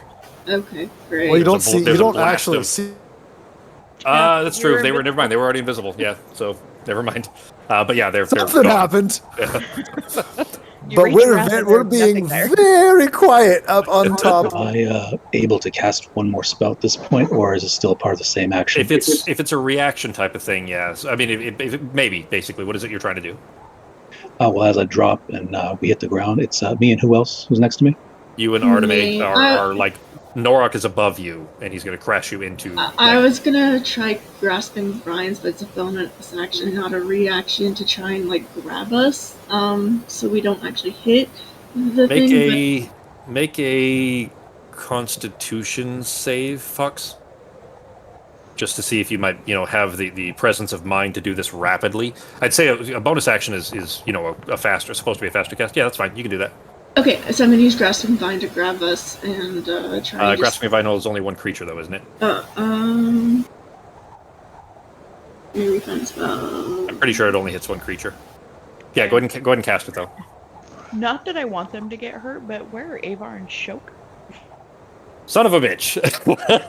They're falling too, man. Yeah, they're all falling too. Y'all I mean, want to keep this kid out here? Kid's gonna fucking die. Told Okay, you. so what I'm gonna do, since we're all attached to Norok, I'm gonna use the grasping vine to grab Norok and just before we hit the ground, so we could just drop down easily without hitting the spikes. Okay.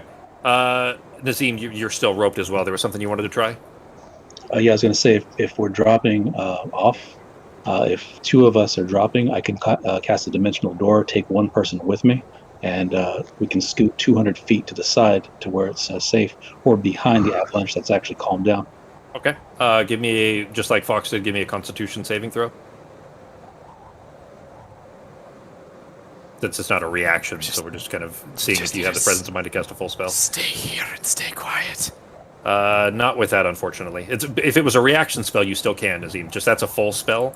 So the roll was to see if you could, cast it fast enough, essentially, while falling and being pelted with shards of ice. So do you have a reaction you wanted to try? Nothing that would be of use to us right now. Okay. All right, Arteme, you were trying to cast it out the side of the wall, I assume, Fox? Yeah. Okay. So you look up the side of where the ice has already snapped away, and there's just kind of this kind of wet sheer rock, and you summon the vine out from it. It lashes out, wraps around Norok's waist. Ben, this is going to still be a high check because you're being yanked around. Imagine being tied around the waist. I'm doing with a it rope. non-lethal, by the way. It's not a non-lethal grabbing of Norak to not break his spine. Give me Constitution save G, and it's going to be a 25.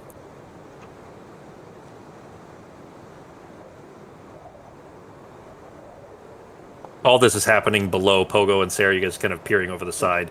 There is a loud, terrible sounding, just awful sound coming from Norak of cracking when this vine wraps around his waist and stops him, yanking everybody. The rest of you that are kind of dangling by this ropes are just kind of smacking together, below, kind of as the stop happens and everybody's no longer pendulumed, they kind of smash together. No damage to anybody other than Norak, but that's going to be a pretty severe hit to Norak. What do we see up here now that we're up kind of on a similar cliff areas? I pushed us as far meaning up reasonably ahead? away. What's up away from the here? giant? Obviously there's a giant up here as well. And then what else is up here? Just one giant? Oh, didn't roll. I got a 12 and a 1 in there. 30, that's not too bad. Ben can handle that. Yeah. With a pretty severe hit there, but that's not fatal to Norok at least. Looking left and right, it's like now that you're on top of the cliff and you're not like the cliff isn't absorbing a lot of the blizzard, you can't see very far.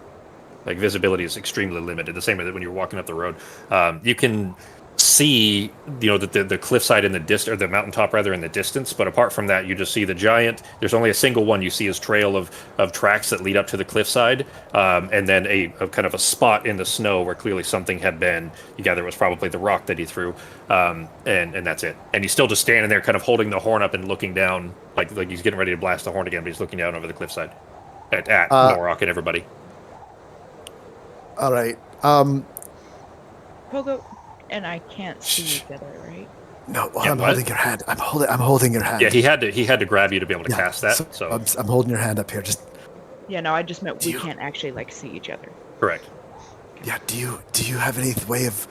I kind of want to knock him off the cliff, but I don't want him to fall on our friends. No, I can't say anything. I'm up there. Yeah, you're real far away. Hang on. You were okay. How far away from the giant were you trying to cast this? I was just trying to cast it at the maximum distance up to that ledge, but furthest away from the giant as possible. Okay, all right. Since I figured you said he was about 20 feet above us, if we dropped maybe 15 feet or so in the drop, then maybe he rolled low enough on the perception away. It didn't matter. I just wanted to make sure you weren't right next to him. Okay. No. Great. So I'm going to use message, so there's no chance of this thing overhearing us. Okay.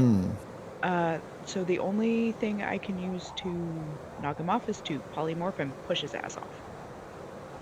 Do you have any more polymorph? I don't think he's here. What? I do. All right. He is right now. Twice. Right now, he is almost directly above. You guys, peering over the side, you see Norok dangling by this vine, looking injured, like he basically has had his back like badly cracked. Yeah, but are we like?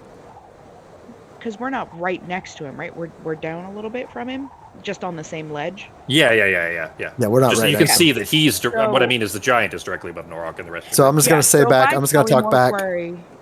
If he goes to throw something else down, we get him, but otherwise we don't.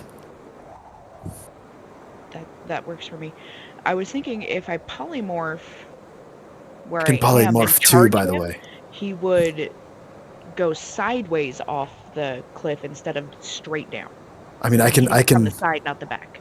I can charge him too. I can turn into a mammoth as well. You see him kind of bringing the horn down a little bit, and he's peering over the side, and then he bellows a loud booming shake that, like, so the snow beneath your feet kind of rattles a little bit. And Norok, this booming echo, you recognize, obviously it's Ushak, but he shouts that down to you. Wait.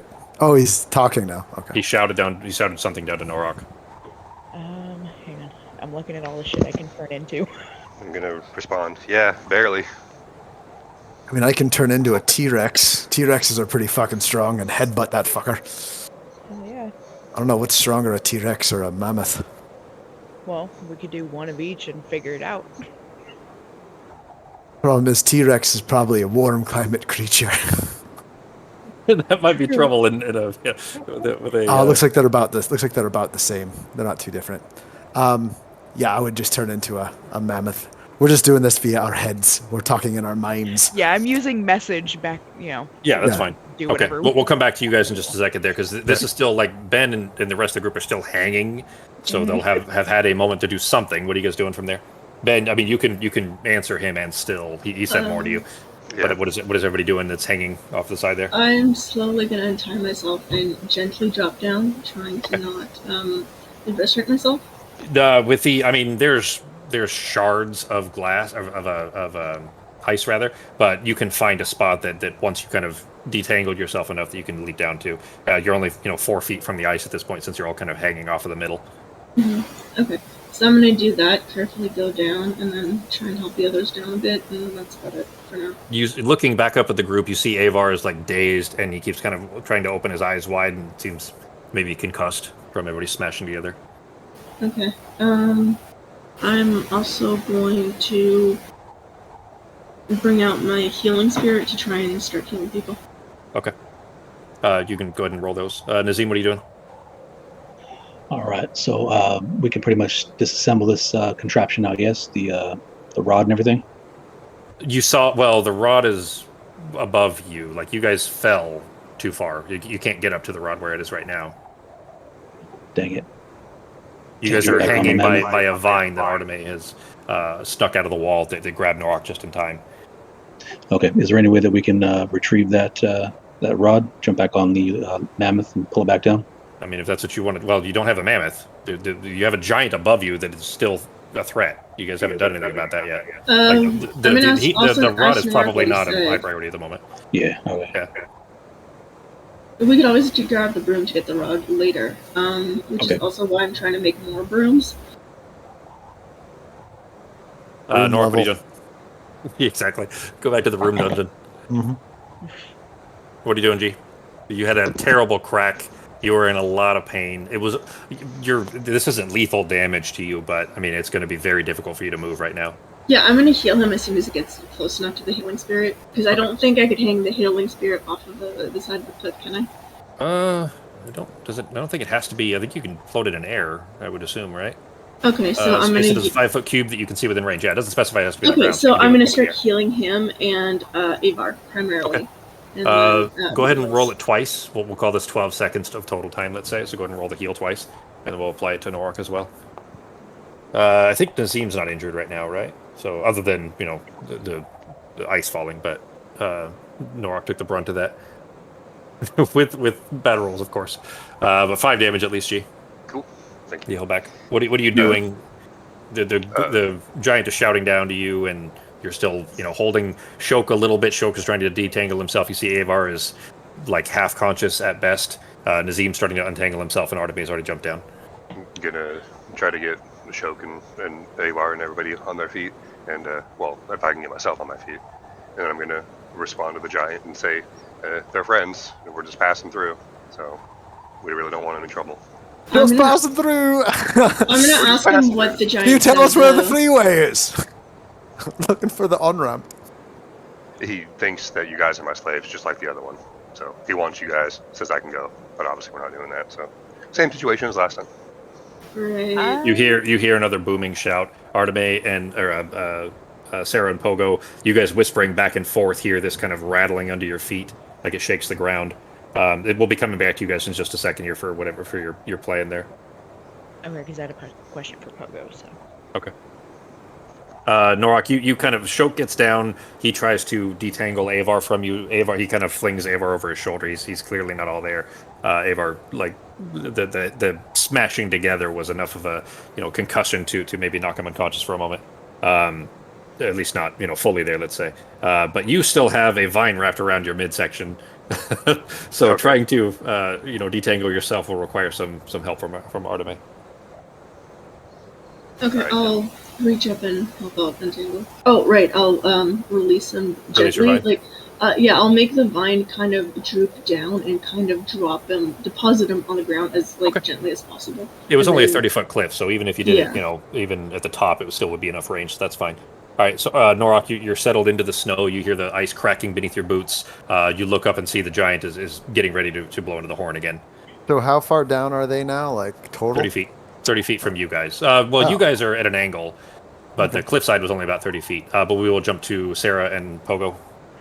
Great. So, hey, Pogo. So, can I cast spells while invisible without losing it, as long as I don't damage? You're not the one concentrating, yeah. So you could even do a concentration spell. Well, yeah. no, I think on invisibility, if you do anything, it breaks it. So the spell's on you, but you can't attack or anything while you do it.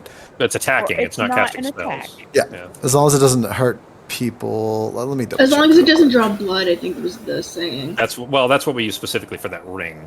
Ring was a specific. Oh no, it says the spell ends for a target that attacks or casts a spell. Oh, so it does say cast a spell. Yep. Yeah.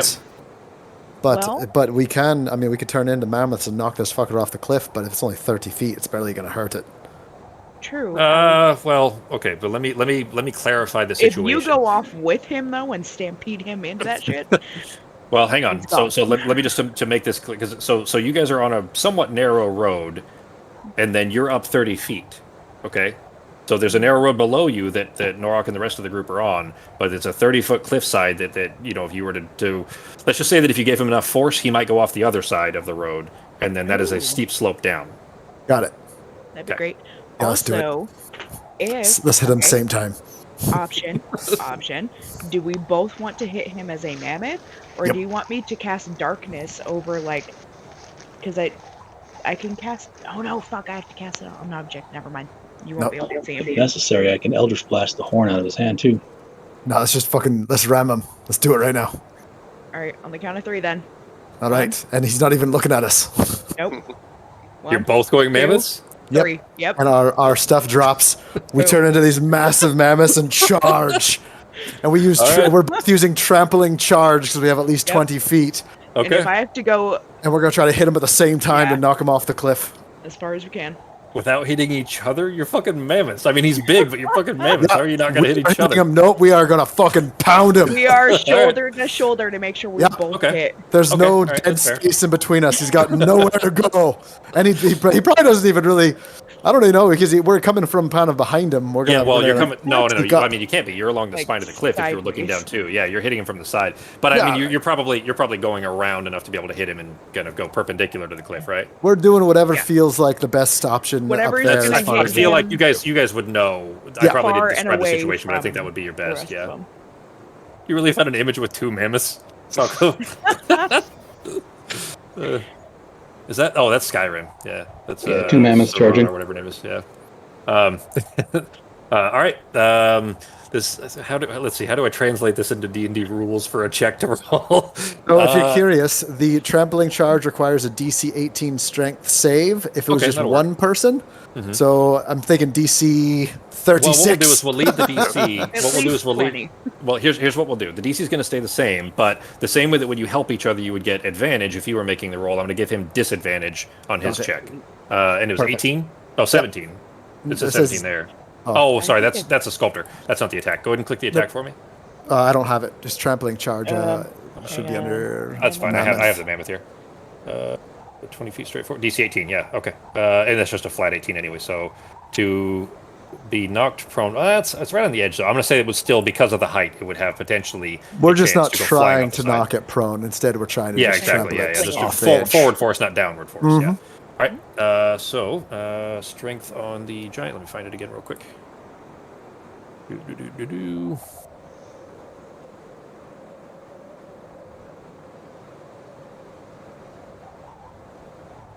Oh, Probably there has it a is. +6 to Saving throw. strength. Yeah, it is +6. Yeah.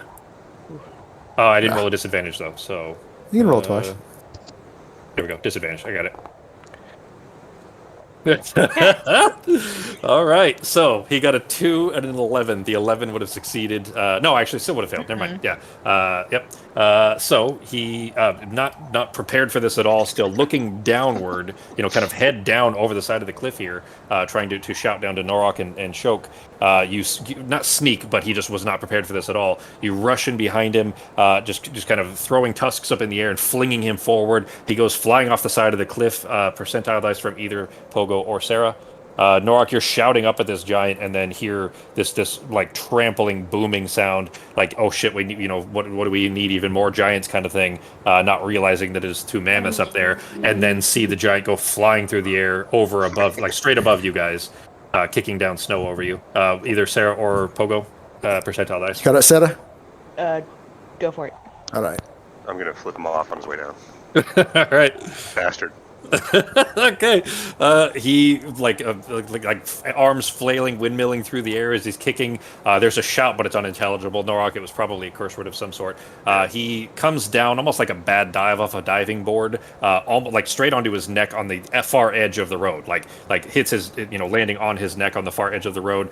Goes kind of tumbling down, somersault style, down into the snow. But there was an awful crack when he hit the ground. He probably didn't survive that. But either way, he's tumbling down so far down the slope that he's gone behind trees and you can no longer see him. Okay. Did he have the horn with him when he went off the cliff? He did, yeah. Okay, never mind. Because I want you to know. Or at least you maybe didn't see it. You know what? You didn't see it, at least. Pogo and Sarah, give me one more percentile dice. We'll just do that. You get this one, Sarah. Okay. Sarah, you kind of stepping back away from the cliff a little bit as the two of you are kind of side by side, shoulder to shoulder in your mammoth forms. You step away from it, and you see something in the snow where your foot had kind of smashed it into the snow and the ice. Oh. Well, since I'm a mammoth, I don't think I'm just, going to give a shit. It's I'll just it's like pretty cut the well pieces bushed. and just kind of hold them up. Sure. I'm pretty sure none of us could blow in that fucking thing anyways. No, but I just want to know the magic properties. That's all. Oh, yeah. So if we know It might how just it be a works, horn. yeah, that's true. But if it has magic properties, we could try and figure out how to counter it, right? Well, the giant is down the We've been slope. we've been spending presumably months trying to dead. fix a broom, and we haven't gotten too far on that one. So I'm not so. That's because we haven't gone So to a magic sure. shop yet. Yeah, you need We an haven't far artificer. we found get a with city, the like a big thing. enough city yet. Mhm. You could have gone to the city. You guys chose to come here instead. to Pogo's chagrin, when you guys Yeah. could have gone for the holiday. Oh, yeah, So the island. I am Holidays going aren't my to. thing. I'm sorry. I'm going to, in my mammoth form, start kind of walking back the other way, more trying to find a way to get from this cliff down to the other area ish, or at least closer to the Well, you people. passed it. I mean, you were about half an hour in of the slope. So if you guys walk in mammoth form, it's going to be a half an hour like down to where the road meets again, and then half an hour back north or west rather to where everybody else is. Can Well- I just kind of hold my trunk down and hope that somebody like throw me a rope so I can pull them up? Yeah, are we further? Hope they Are, get what I Okay. Is- If you walk forward, okay. You know what? All right. I'm trying to figure out here's what the thing. geography of this is. If we can Well, meet it's up with them, yeah, or, the cliffs. Yeah, exactly. Like further or up if we the can at least road. walk the same way as them.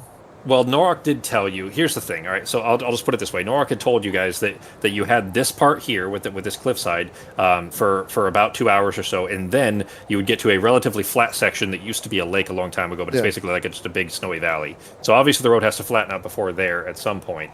You could still shout back and forth, but the two of you wouldn't really understand. So Yeah, what are you guys doing? both mammoths up here, and they're all walking by themselves.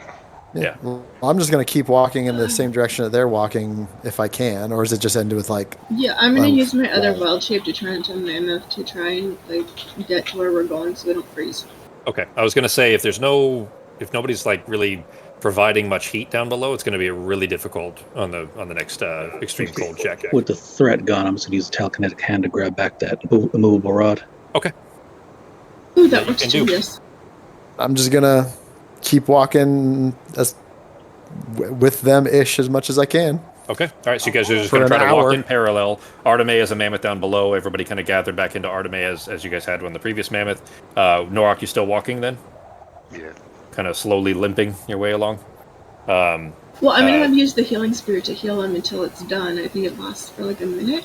Yeah. It's. I mean, I'm not mechanically giving him a limp. I'm saying that from the back cracking, that it's not going to affect him mechanically. I'm just saying that Oh, okay. just- So he's. yeah.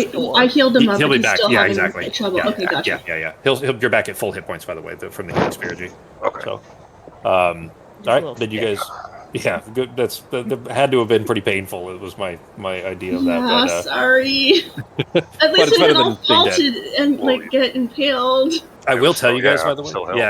Yeah. I will tell you guys that like Nazim, using the portal to get the most of the ice chunks down below, breaking the ice chunks into smaller bits, that could have been much worse. Because had you been underneath and just been buried under it, then you would have also had suffocation to consider, a lot of other difficult factors. So all things considered, you made it out of that pretty good, even with the failure. So. But you guys, marching along, trying to kind of continue this route as best you can. You know that probably cost you a significant amount of time just from everybody kind of slowly limping along for a short while, as you kind of, try to lick your wounds essentially as you're making your way along. But you do eventually make it to the ice canyon area. This kind of somewhat flat. It's still an upward slope. It's just not cliffside, and it's not a road anymore. Yeah, really. How far along are we? More than an hour? Yeah, it would be it'd be. Well, you would have gotten past that part. Yeah, I mean, before you get to the canyon area, we'll call it like another hour and a half or so. All right, so I'll polymorph again. Okay. I'll use best level. All right. I'm gonna jump on that fucking thing Okay. because I'm Alright, so the two cold of you still and okay? small. We will be approaching the next section here, so you're going to have another extreme cold. But this is the area. I'm going to go ahead and move us over to it real quick. This is the area that Norak had described to you. You're going to have very limited visibility, so don't be surprised that you only have a small bubble around you. I'll explain why here in a moment. But this is the area where you have like nothing to hide under. There's just no trees here. It's almost flat, and you know that there is an aerial threat potentially. So it is extremely limited visibility because you are in the open, wide blizzard. Like there's nothing, there's no trees to protect from some of it. It is basically a wide open slope that is still leading upwards, but relatively. Other than that, it's essentially flat. There's like little outcroppings occasionally, but not enough to really mitigate the blast of wind and snow at all. As you have essentially a long trudge across 2 to 3 hours or so of this snowy area. And once you get to the other side is the base of Calderville, which is where you need to get. So you're basically almost there. You just have to get through this. Right, and how long do we think it'll take us to get through this? 2 to 3 hours of nothing? 2 to 3 hours, and so 2 to 3 hours essentially to get across this flat part. I put you on the map here. The map won't take you 2 to 3 hours. The map is just going to represent essentially, maybe bits and pieces of it, depending on what you guys choose to do here. But you're just on the southern edge. You guys need to get to the top part. Well, it'd be east to west actually, but you just need to get to the top part across there. But don't worry about that for right now. The narrative moment of this is still that you have a couple of hours of trying to get through this without alerting anything above you, let's say. You all know what I'm saying, so I don't want to. Yeah. There's somewhat a dragon, and we need to do this as stealthily carefully as possible, but stealthily. Yeah. And this is going to be the last challenge, by the way. Yeah, this is the very last challenge because literally I only wrote enough that you could succeed to this number. You could succeed or fail to this point, and you have either one success or one failure left. And if you fail at this point, this is what I was telling Fox the other day. This is a real bad spot to make your last failure because getting out of here would be very difficult. And if you did have to leave here, for example, like Sarah had asked earlier about using the arcane gate, it would mean not succeeding in getting Obo's bones buried in time, unless you could get back here fast somehow. Right. So I've got 2 polymorphs left. Really? That will literally take out everything. I will have no 5th, no 6th, no 4th. All I've got I have no wild chips left. Okay. That sound is she's got a hair in her nose. She's got the dog has a hair in her nose. She's trying to get the hair out of her nose. Yeah, up in her nose. It could be a foxtail or something. Usually it's hair, but it's a very distinct sound that dogs make sometimes. Yeah. You can't really do anything to help them. They're fine. As long as she's still breathing, she's fine. Yeah, we just blow it out. Or he. Yeah. Usually we stand her up straight as she can, and it helps. Yeah. So it sounded like you guys weren't, or I thought you guys weren't sure what that was. That's all. So I can make. Rufus does it all the time because he inhales her hair. Yeah. I can make 1, 2, 3, and I can cast it twice. 4, 5, 6. I can make 7 people or creatures total invisible for 1 hour. So I'm thinking we should probably just do that for anything that's a mammoth, because that's going to be big. And Norok and Shok, and then the rest of us could perhaps just try to hide somehow. Well, wait, Did I tell you what color the dire bear's fur was? No. Is it white? It would be, and I just didn't remember if I had told you specifically if it was a brown, like a grizzly or something. Oh, no, you just said dire bear, and I wasn't sure what. Okay. So I'm going to add It's a rainbow. Please no. It's a proud bear. That's a totally different kind of bear. Yeah. So, what time of day is it right now? Is it the time of day that we've seen him go hunting before? Well, here's the thing. You guys are coming up on evening, and it's not middle of the night, but you also haven't been this close before. What I'm saying is you don't know if he just flies around. He might fly around in the middle of the day, too. You guys were too far away to know. That's fine. Could I figure out if I were to assume that he just left wherever his den is and flew straight to where he needed to go, how long of an estimate, like how much time that would take him from where we were when we saw him? So, based on that you saw that he kind of flew south and then flew back north, and that was only 10 minutes, based on what I'm saying is you can tell that he flies extremely fast, or is capable of at least. with how far the cliff or the sear top, the actual summit is, you might have 1 minute of notice, maybe at best. Right, so it would be better to be invisible beforehand than when we notice him and then hit invisibility. But the other issue is we don't know if he could see through the invisibility like other creatures can. So I mean, we might as You well also don't try know it. that he's at the peak either. that's true. Yeah, he could be somewhere else. You don't know. Well, I say if we can mammoth up, because the mammoths are going to be faster in this type of weather. Ooh, So we wait, mammoth we up. can pick what our mammoths look like. We can make them white. Yeah, but I that's mean, fair. a You can- white mammoth is still. I mean, at least Let's- it blends in a little bit better than a brown mammoth. Yeah. That's true. How about we make white mammoths? Oh Christ! Why don't we just sugar cookie ourselves? Just snow it up. Well, I mean, we can cover ourselves with some. I've got my goat fur, and honestly, I actually have my hat of disguise all ready to go. I can make myself, and I'm just gonna put myself in like a white stormtrooper outfit, kind of like a face thing that just shows my eyes, and everything just turns to white on my body. So I could do this. How long do we have right now? Before what? Like, how long do we have right now? We don't, like, we're not in a rush at the moment, right? I mean, yeah, Um, we're gonna get pelted with snow. We got to make it quick.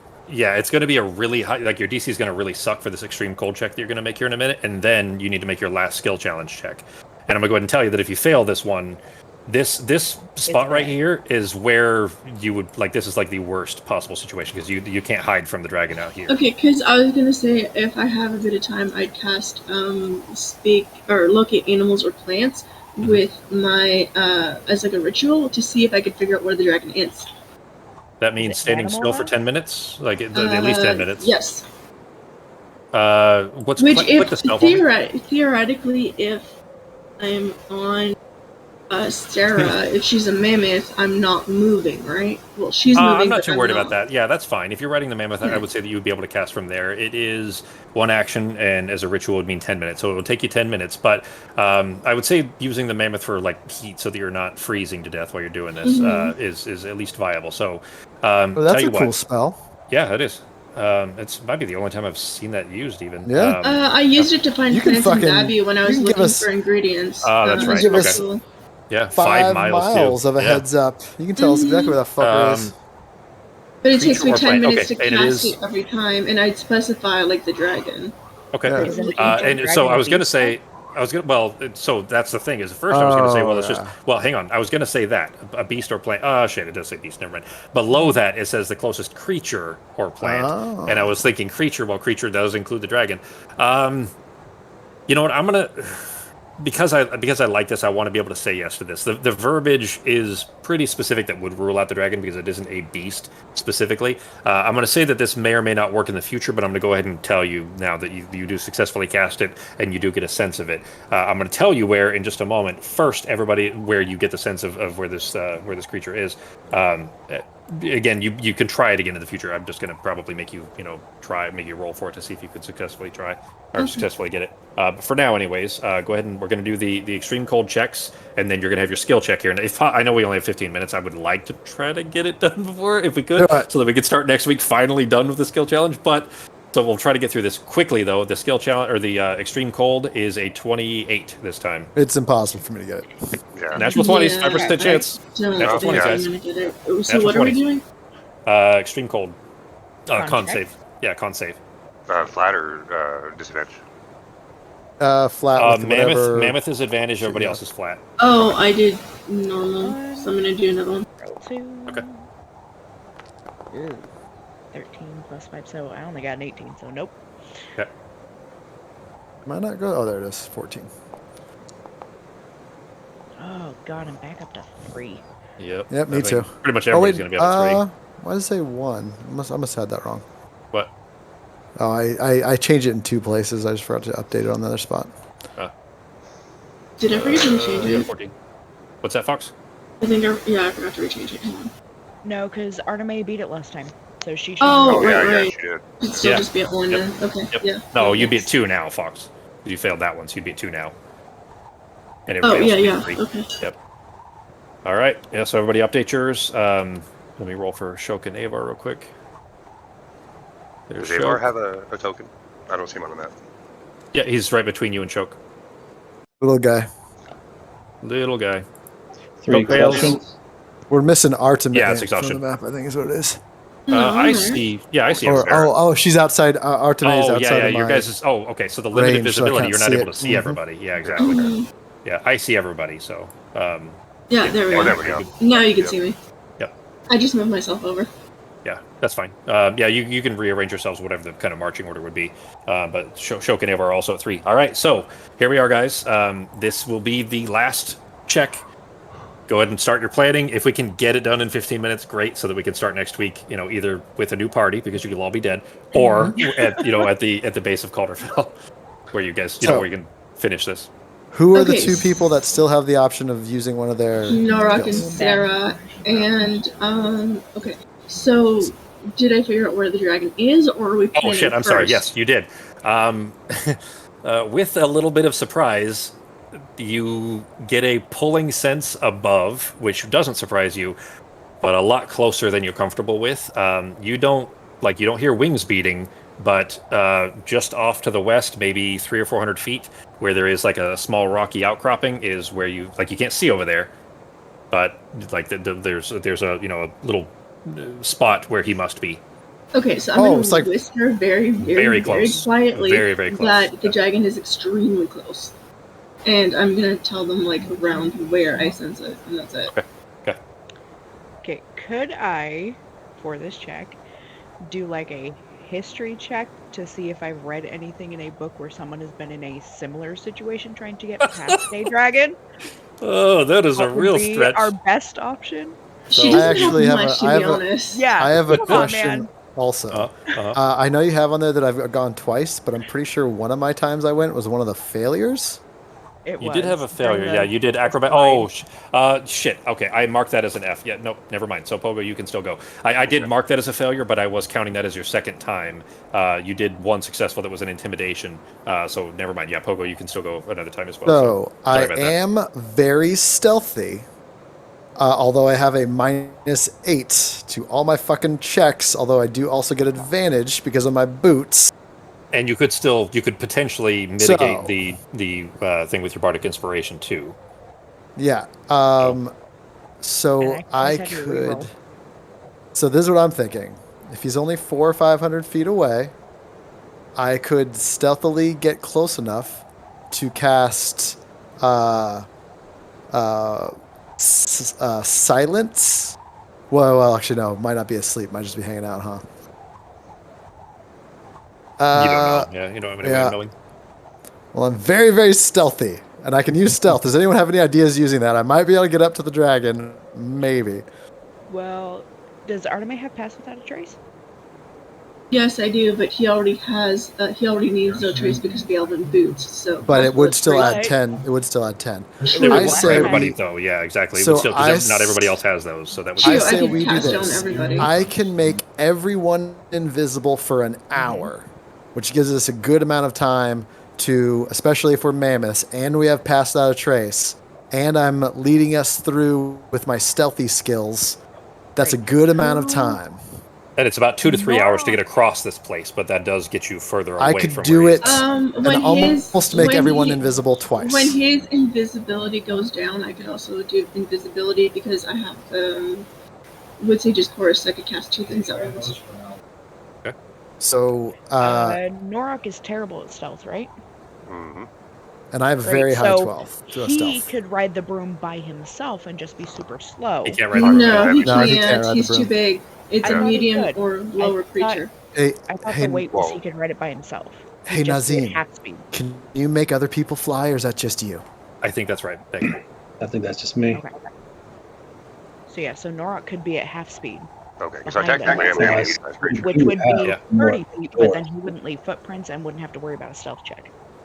He'd be on a broom. I finally get a Cool. ride for once. I've been walking the whole fucking time. You guys have been on the mammoths. I've been walking. That's true. I actually forgot about that, but I think that Okay. that sounds right to me. I think we did talk about that a long time ago, Becky. And I Maybe. could have my bird fly Avar too. Oh, Still got arcane gates, I could still got also. gates and doors. What was I that, can- Nora, or Ben, or Sako? Sorry. What'd you say, Sako? I still have arcane gates. I still have dimensional doors, so I can. You don't have Arcane Gate. You used Arcane Gate. That's once per day. Oh, what sorry, if we the door? I mean, sorry. What if we go invisible for dimension an door? hour, and then we use your dimension doors to get the rest of the way, or at least as far as we can?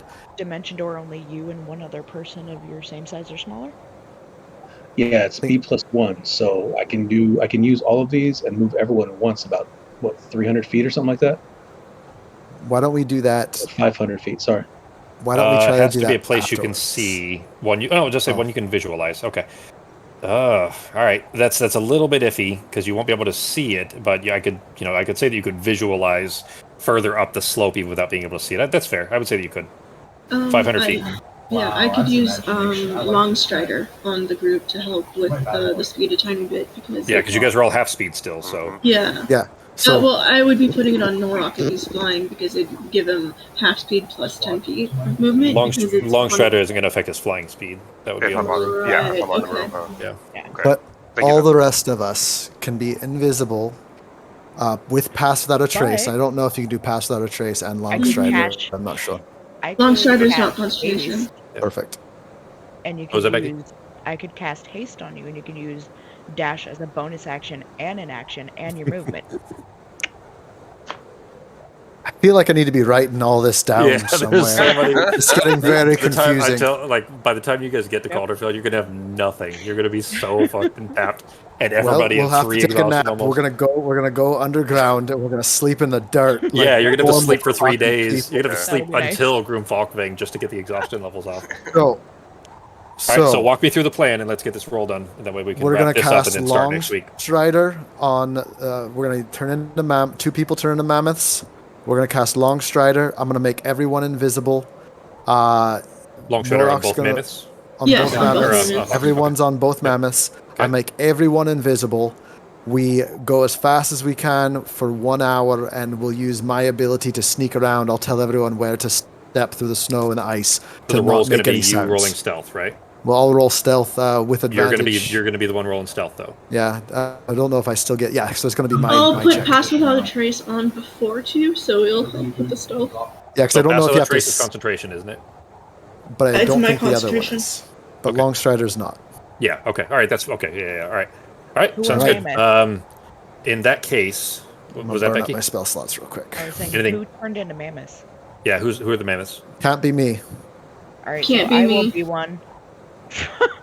I can Nazim? only do once. So You and Nazim then, If you need me to be one, I could be one. and then Okay, but afterwards there's you only. can That cast. sounds like we only have one I mammoth can. though. Yeah, I can only Oh. do one mammoth. All right, so we have one mammoth, and then That means Shulk has to walk. Norok on the Alright. broom. we still So- all have Longstrider on us, or just the mammoth? Right. So I'm gonna turn the Nazim mammoth. into a mammoth. But what was that, Becky? Sorry. I'm gonna turn Nazim into a mammoth because if I'm gonna, oh fuck, no, I can't do 2 concentrations at once. Never mind. Shit. Alright, I'll be a mammoth. Okay. All right. All right. So all the same plan, but it's only one mammoth, which means Shulk has to walk. Norok on the broom. Everybody else on Sarah is a mammoth, right? Sounds good. And then I'm gonna make everyone Invisibility, invisible. Longstrider, pass without trace. Okay. Yeah. All right. I think that's a good plan. Let's do it. This is a pretty solid plan, honestly. Like all things considered, this is probably about as ideal as you could really get in this kind of a situation. Longstrider is going to be upcast to 3rd level, so To be able who's to all get more walking? targets. Yeah. Shulk, who's going to be the only one with boots on the ground. Well, sorry, Shulk and the mammoth. So Shulk two. and the okay, so I just needed a 2nd level spell slot for that. Okay. So Shulk and the Mammoth are going to get Longstrider. Okay. All right. So that kind yeah. of mitigates the speed problem. That will certainly help. We're going to call this with the situation. There are a couple of factors that you guys don't know specifically in regards to how the dragon itself functions, which does adjust the DC a little bit. But with the kind of all of everything else that you're adding to this, the DC kind of got pretty drastically cut in half. Well, not quite in half, but certainly down quite a bit. It's only going to be an 18, Justin, and it is your. Do I get it with advantage because of my boots? The boots aren't really the whole plan. Here is the thing. Sure. You know But what? the Pass Without Trace, and I think I also. Oh, so I get a have- plus 10 Well- on it. Yeah, no, we're Yeah. good with Pass Without Trace. if we get a normal okay. plus 10. Okay, that's Then fine. I think we'll be all right. All With right, Pass we're all Without ready? Trace, normally the Hang on, Pass Without give me Trace a wouldn't give the full plus 10, but I'd say with all, like, you guys being invisible, like, all of these things, and it being a blizzard, like, so I'm just going to tell you these. He can see through the blizzard. So you guys, if there was anything visible, at all, which Shok is not invisible during this, that does... Wait, why is Shok not invisible? He's not in the mammoth. He's walking. Yeah, but are I you, can are still... you able to hit him too? Yeah, I'd used a 5th level and a 4th level to get everyone. You can't concentrate twice. Oh, You can't that's do both. right. I get Yeah. it. Damn it. Oh, hang on. I'll use it then. I'll get you. Okay. Okay, well, yeah, Artemis can But then concentrate twice, you- so she has Pass Without Trace, and then her other slot would be invisibility. Oh, perfect. All right. I didn't know okay, you could concentrate too. So then everyone's then invisible. in that Okay, case, so what I'm gonna do is I'm gonna do I'll third give level. myself So that I'm fourth gonna level. recover the mammoth and choke. So I'm gonna cover a few extra people just in case. Okay. All right. All right. Then we'll call it a 16, which means that with Pass Without Trace, the Pass Without Trace being the full, like, that's kind of not what we're doing, really. In that, that would be adjusting the DC rather than just being By flat the way, plus 10. I'm also having PD Pablo stay like half a mile behind us, and after Okay, I was at the going to end tell of you the that actually hour- him being here, yeah, that I was was actually gonna going to say, be at the worse. end of the hour, I was Yeah. going to have him like kind of on that side, like in a tree, like squawking a little bit and then flying away. See Well, if okay, the okay, dragon might that's- not care, but that's it's going to smarter. take his eyes away from us Oh, and maybe well. looking up that way if it's still So, alive. Originally, when Or you if it's said you still were going to awake. have him up with you, that was going to be a negative. That was going to make the He's- DC worse for you because he's way in the food and he back. would smell him. Yeah. Like he'd smell him from 500 feet, no problem. Yeah, I'm keeping him way behind with us. that, we'll call it a 16, and you can have basically you're going to make your stealth check. No advantage, just a flat stealth roll. Sure. But you need to roll 7 or higher. 6 or below would fail because it'd be a 16 plus 10 or a 6 All plus right. 10 rather. Good juju, good juju, good juju. Yeah. Got All it! right. All right. Yay. The last possible moment of the skill challenge. You finally get yourselves to the top of this goddamn cliff that you've been climbing for what seems like months. Ever. Because in real life, it's been definitely months. I'm gonna go ahead just for the fun of this, guys. This was this was gonna turn into a fight that you guys essentially couldn't survive. But I wanted you guys to see what I was ran going to do away, initially. perhaps. Yeah, I mean, you guys could have escaped. I just mean if you had tried to fight, there's just no way. Like, I mean, Okay, you- I'm gonna also keep a very good eye on Avar to make sure he doesn't like run off because we definitely do not need to die here. Well, you didn't tell him that that the dragon was there, so I mean Yeah, he doesn't know. Yeah, he doesn't know. But see, That was- you guys can't Oh. see Oh. that. With your guys' reduced visibility, literally, I was going to have him flying over. If he had reason to hear that you guys were near or anything like that, he was going to be flying over and looking for you. Investigating the sound essentially, and I was going to leave the limited visibility like this and just have him occasionally flying over while you guys try to hide or something like that. I thought it was going to be fun if he did, but I mean, just to show you guys what his ice breath is. It's like I'm it would guessing it'd be 12 fucking d12. awful. It is like 17 d8 or some shit. Let's see. It is 16 d8. 16 yeah, d8, so yeah. 12 d12, Oh. 16 d8. yeah, Yeah. and it's cold too. Okay. So it would have been Oh. just that's all of 62 you would be damage, taking yeah. that every time he does it, and he could just blast the entire area because it's a 90-foot cone. It Okay, would have but been. why are you telling us this if we plan on coming back to kill him later? No, fuck that. We're burying this bitch, and we're We're gonna all the be dumb level kid- 20 before we come back. Yeah, we're leaving this shit for those dumbass fucking asshole giants. They can Well, I was suck on this dragon's dick. I was trying to point out too, and I have I told you guys this a couple of times now that the dragon is not your guys' problem. It was initially, or at least it would have been part of your problem had you not kind of helped out getting the Yogg a place to be. And that Norok would probably feel some reason to try to get rid, or at least get the dragon to leave at the very least, if the Yogg didn't have a place to live. But since you guys had at the Zenithal Fray convinced the other tribes to work together and just let the let the Yogg come down to the plains, then the dragon's not an issue for you all anymore. Except that you kind of had to get past it essentially enough to be able to get to Calderfell. Yeah, but Alvar's not gonna let go of his quests, and we Well, need help, He's a so... dumbass 10-year-old. Well, we'll just tell him Who when gives a he's shit? 18 and we're level 20, we'll go after him. By the He's way, gotta be an adult to fight a dragon. good thing I didn't just push him through that portal. That would have totally messed everything up. How could we have gotten here without him? Hey, you know Anyways, what? At least if the dragon had flown over us, he would have seen what he was up against. Yeah. Yeah, look at this terrifying threat. Yep. He could have scooped you all up and eaten you with like a single bite. Like he's gargantuan. The size is like the Me and stat Pogo is are gargantuan. toothpicks. Yeah. You wouldn't even no. be like. In fact, wouldn't I be chicken actually nugget think size. one of the few reasons I would have been okay is I could have at least just invisible my snow. ass away from there. Yeah, like he wouldn't. He's not gonna waste his fucking time. But so I do have a with that- question. Petey Pablo making sound in a tree way back behind us half a mile. Did he eventually did he get eaten, or does the dragon just not even give a shit enough? Here's the thing: there's still a lot of noise going on, and he may not. If he was a mile back, that's not enough noise that would have attracted him. But if he does fly in the vicinity, he is food, and the dragon has advantage on keen senses for smell. And would probably smell him. So we'll figure that out next week. But Sounds good. You guys do arrive at the base of Calderfell. It is surrounded by cliffs on either side, on pretty much all around. So you have much better visibility, thankfully. The blizzard isn't quite so bad. It is still going on, but it is kind of going on the cliffs above for the most part. Okay. Since we're exhausted and that was like a huge stress, I'm going to make sure we have enough food, see if I can forage a tiny bit, and then put up a treehouse so we could rest and try and get rid of some of the exhaustion. Okay, it will be coming up uneven, right? so... Well, I was gonna say we're still really close to the dragon too. It's Monday now. Yeah, so you walked for 2 to 3 hours and it didn't notice you. You guys rolled high enough that it didn't notice you. So it didn't come this way, and you don't know if it would or not necessarily. I'm also going to make another check to see if it's still far enough away. Oh. Okay. All right. So, Smart. anyways, you guys have arrived here. We'll pick up here next week. Justin, we need to do. Are you good for next week then? You want to play and then do your party after or whatever? Yeah. Well, we don't even have any plans yet.